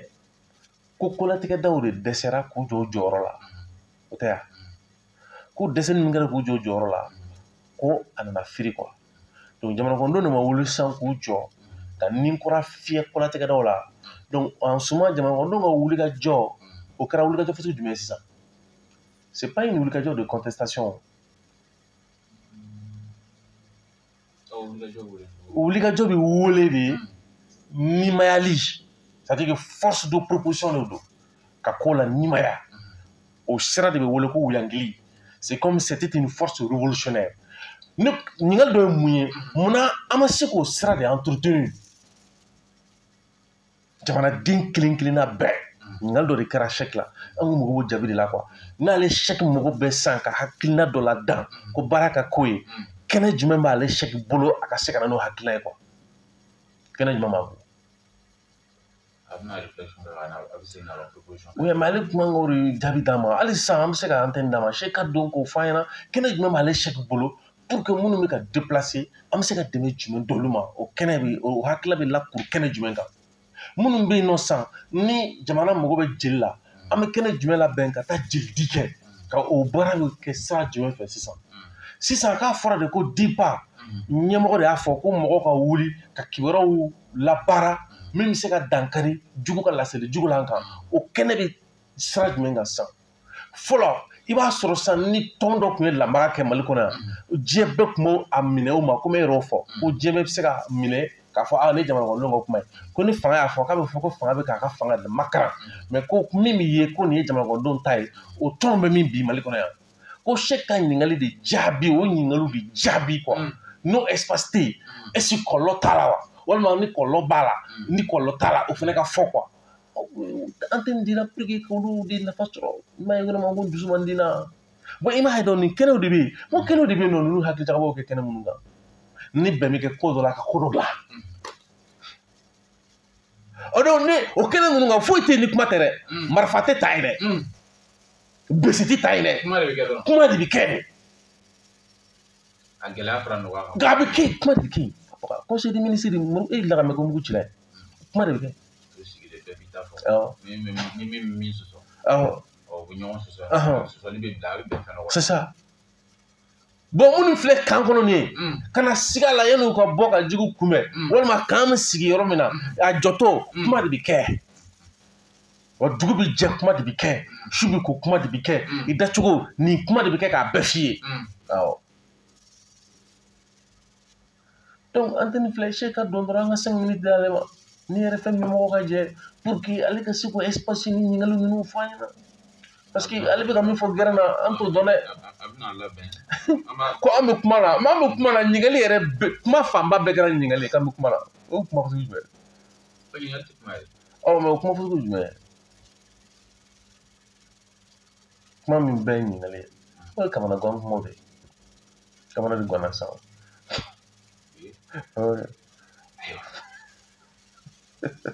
jaabi kan ka di fɛn bolo la mais pour o ɲininkali kelen kelen filɛ nin ye mɔgɔw sigi kun ye ka mɔgɔ min na mais Kuyate de don u b'a dɔn k'ale de b'a jaabi o awɔ ale de b'a jaabi o awɔ kɛ donc o de la k'a fɔ chèque ɲɛna a tɛna fɔ ko an bɛ ka pression kɛ pour que k'a la décourager dɛ mais a ka dɔn an bɛ niveau min na ko in kɔnɔ quoi ale bɛ ka banaliser cogo min na an tɛ se ka banaliser ten quoi parce que ni ɲininkali camanba de b'an kɔ donc banaliseli don ko kuma bɛ kɛ gɛrɛn na c'est ça ko kuma bɛ kɛ gɛrɛn na i ka faamu ye ka ko in fɔ k'a kɛ i n'a fɔ koba de tɛ quoi ko kuma bɛ kɛ gɛrɛn na k'an bɛ ka kuma quoi ko nin jaabiw de kuma ye quoi ko nin jaabi de kumaw ye ni n'a ɲininkali dɔrɔn de kɛ. dɔw la nin bɛɛ jaabi sɔrɔ a bolo koyi. mais peut-être que téléphone de la se ka kɛ a ti nɔgɔya a bolo. non ni nin bɛɛ jaabi kun b'a bolo a kun tɛna fɔ k'an kuma na. ayiwa waati kɔni banna an na. ok donc Sibi an bɛ bi ta bila yan ka mɔgɔw bila u k'u hakili jagabɔ hali bi kuma in fanba a ɲɛsinnen tɛ chèque ninnu ma a ɲɛsinnen don les décideurs minnu bɛ se ka a faamu ko jamana fanga ye min ye o ye i mago bɛɛ ka min ladan n'o ye hɛrɛ ye jamana ni jamana kɔnɔdenw ma i ka se ka fanga bila a ka se ka jamana ni jamanadenw bila k'o baara kɛ quoi mais ka jamanadenw dabɔ a la ka jama in dabɔ a la fo yɛrɛ ka kuma nana fɔ ko mɔgɔ sigilen don ka lajɛli de kɛ cɛ en temps de guerre jamanadenw ta yɔrɔ ka kɛ dɔrɔn lajɛli lamɛnli lakali gɛrɛnw na sanfɛ a bɛ Sɛki b'a fɔ cogo min na ayi Sɛki ka kuma de diyara sa Sɛki ka kuma de ɲɛna o parce que wala n'a b'o de kɔnɔ quoi hali n'a sɔrɔ Sɛki de ko ten ko kuma bɛ ka kɛ gɛrɛn na o mais kuma bɛ ka kɛ gɛrɛn na dɛ n'o ye solution minnu b'ale bolo ye dɛ k'a kun b'o de d'a ma yan c'est mieux. Oui, au label mécénat, ça va venir. Non, j'en suis sûr. Il va compliqué. Il va revenir. Il a aussi Jara. Oui. Sɛki Jara. Non, jamais eu de. Ouais, après, jamais eu Sɛki.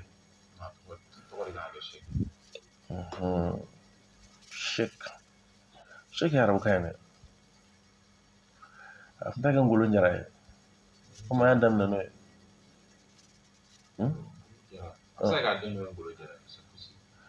Bon, ale bɛ ka c'est-à-dire que Sibi bɛ ka je sais pas radio ou bien kunnafoni baara kɛ supposition de kunnafoni baara tɛ supposition de on ne suppose pas. Non, souvent non ne b'a de f'i ɲɛna ko Sɛki arabu ka ye je peux te dire k'an y'a daminɛ ni min ye a kulubali caman a fɛn caman ne yɛrɛ ta an yɛrɛ ma Sidiki sɔrɔ an ta kɛra Sidiki ye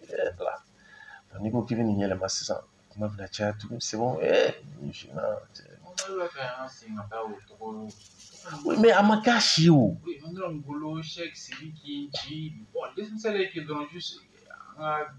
kuma to ye o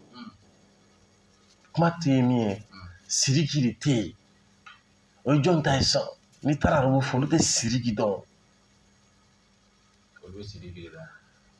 bon hali olu tɛ Sidiki dɔn i bɛ min dɔn o ye Sidiki o la olu bɛ se ka min fara a kan olu bɛ se ka Abdul Karim olu bɛ se ka Abubakar fara a kan Abubakar olu bɛ se k'o fara a kan olu b'o de dɔn mais ni ne ta in fɔ jumɛn de don a bɛ jumɛn ko fɔ Sidiki jɔn ta fɔ bon nin fɛnɛ nin ta ye Jobrɛn jɔn ta de don a tɛna fɔ ne ka ko tɛ i n'a fɔ ko arabuya ni fɛnw bon an t'o yɔrɔ la fɔlɔ yɛrɛ quoi mais n'a ma ɲa k'a fɔ k'i y'a ta yɔrɔ dɔ la parce que o bɛ se ka kɛ o brassage culturel bɛ se ka na n'a ye ko dɔ bɛ se ka fɔ quoi mais anw ta ma ko de an ta kɛra de ko nin man ɲi an ta in man ɲi o de nana an ta masiba yɔrɔ ye o o min fɛnɛ n'o fɛnɛ man ɲi an taara min ta i b'a sɔrɔ olu b'a bila minɛn min kɔnɔ n'a b'a bila minɛn kɔnɔ o tɛ kelen ye a kɛra fɛn fila tiɲɛ de o de kama ne k'i ma n ko ka so farajɛ la a bɛ mun de kofɔ o ye olu b'a fɔ ko dankarila hakɛ dɔ la n'o ye adamaden ka kanabila ye mais anw fɛ an y'a kɛ maloya de ye a tɛ fɛn ɲɛ anw fɛ yan mun na parce que anw tɛ maloya tiɲɛni na mais an bɛ maloya kasoladon na oui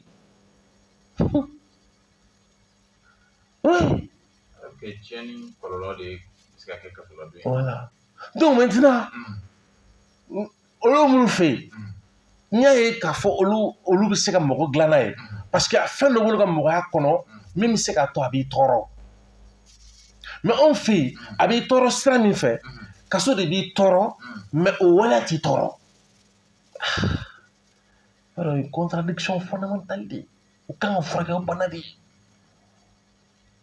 o ye bana de ye o de kama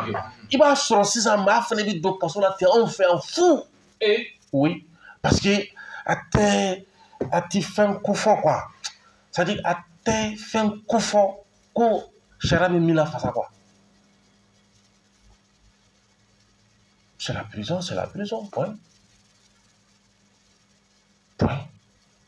donc o de kama i bɛ taa an fɛ kaso la c'est à dire que i bɛ ka denbaya i bɛ ka mɔgɔ joli balo banabaatɔ b'i bolo wa banabaatɔ t'i bolo wa maakɔrɔ b'i bolo wa maakɔrɔ t'i bolo wa den dɔ b'i bolo wa o t'i bolo wa baarakɛlaw b'i bolo wa n'i ka kasoladon kɛra ka taa se kalo 2 ma a bɛ fɛn tiɲɛ faso ye wa a bɛ fɛn tiɲɛ denbaya ye wa a bɛ mun kɛ est ce que o bɛɛ kelen kɔfɛ an t'a lajɛ komi e ka maanifiya dɛnen t'i kelen na wa komi fɛnɛ don fɛnɛ an bɛ se k'a lajɛ sira dɔ fɛ min b'a to kaso kan ka min latɔn i la dɛ hali kaso donbala bɛ se k'o latɔn i la han ka taa sɔrɔ i ma taa kaso la. oui mais i bɛ don kaso la mun na n'a sɔrɔ k'a fɔ ko par exemple nin bɛɛ jate mana bɔ sisan ni nin bɛɛ jate bɔra min kan ka e se kaso la o de bɛ ta o kɔnɔ a bɛ jamana dɔ o de bɛ ta o kɔnɔ kɛ parce que mɔgɔ dɔw bɛ yen sɔn Mali la u bɛ mɔgɔw ka juru ta ka taa kaso kɛ i bɛ kaso kɛ u bɛ kɔnɔni mais juru tɛ sara a tɛ sara o de kama ne k'i ma n ko kɔrɔ jumɛn de b'an ta ɲina. oui voilà o bɛ ne ma ko kɔrɔ jumɛn de b'a la.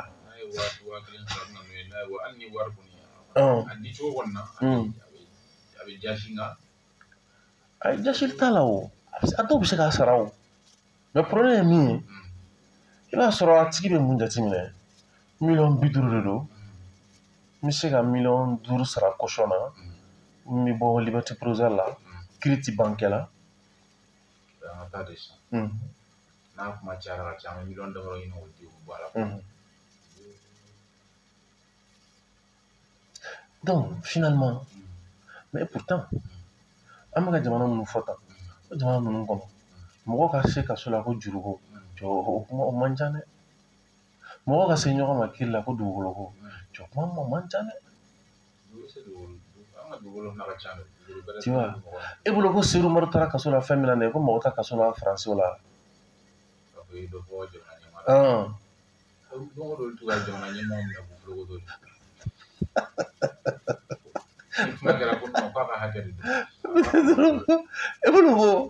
mais problème ye min ye c'est que n'i b'a k'a kɛ i ka baara sira fɛ a bɛ se ka yɛrɛ ka baara la nɔgɔ parce que maa tɛna temps sɔrɔ k'i lamɛn o mananakan fɔ la i b'a dabila o kama donc finalement olu ka mɔgɔninfinya dilanna fo k'a kɛ i bɛ se ka tɔɔrɔ min sɔrɔ kaso la don kɔnɔ i bɛ se k'o tɔɔrɔ sɔrɔ ɲɛnamaya kɔnɔ ka taa sɔrɔ kaso la don tɛ. mais munna an tɛ ka se k'a dilan munna an tɛ ka dilan nin kɛ quoi munna sinon dɔ bɛ se k'a fɔ ko n y'a ye ko fɛn taara Seydou Umaru taara yen fɛ parce que a y'a fɔ mɔgɔ de ma min n'an tɛ ɲɔgɔn na e tɛ Maritolo kelen na Maritolo taara kaso la ko parce que a ye dɔ fɔ Ala ka nana taara ne ma mais pourtant dɔ bɛ ka dɔ fɔ ma bi min ka jugu Maritolo ta ye siɲɛ 1000.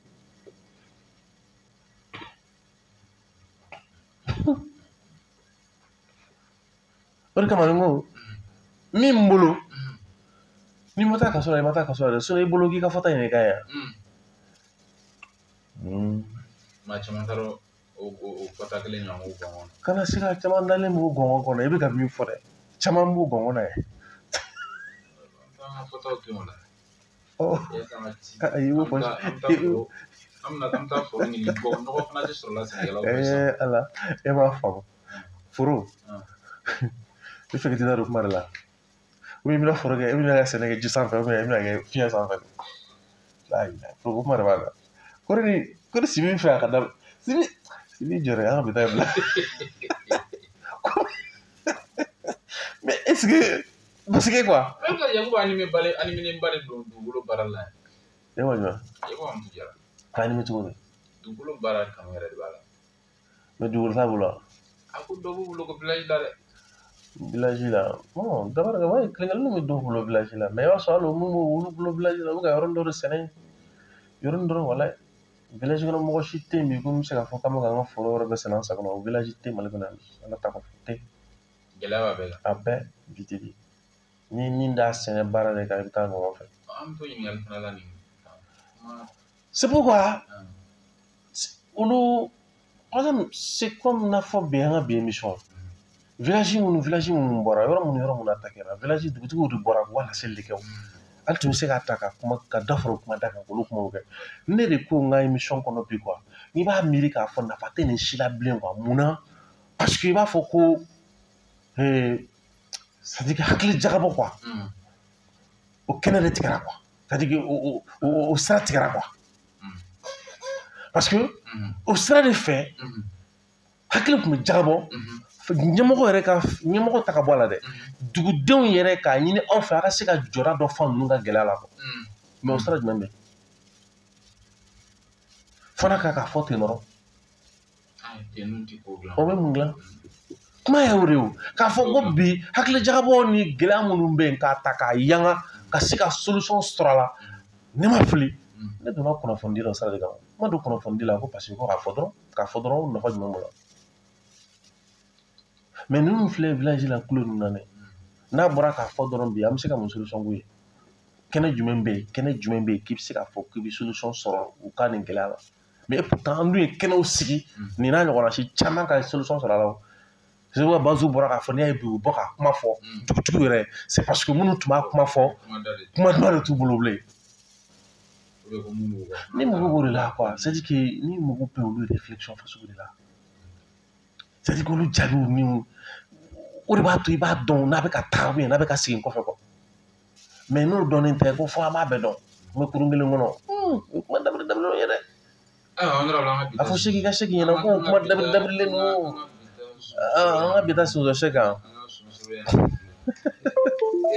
honorable an b'i fo k'i waleɲuman dɔn ka hakililajigin kɛ k'a fɔ ko min ye sibi nata ye ni kalo tile 31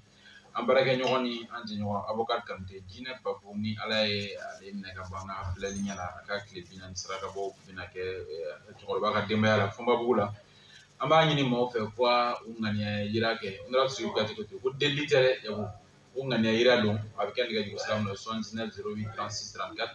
79 08 36 34 ala ka tile tɔ hɛrɛ di an ma Amidu Jalo i b'a dɔn a bɛna hakili jigin Catirinin in la f'a parti dɔ Yaku n t'a dɔn ni y'a ye ko hakili jagabɔ tɛ jamana kɔnɔ tuguni ko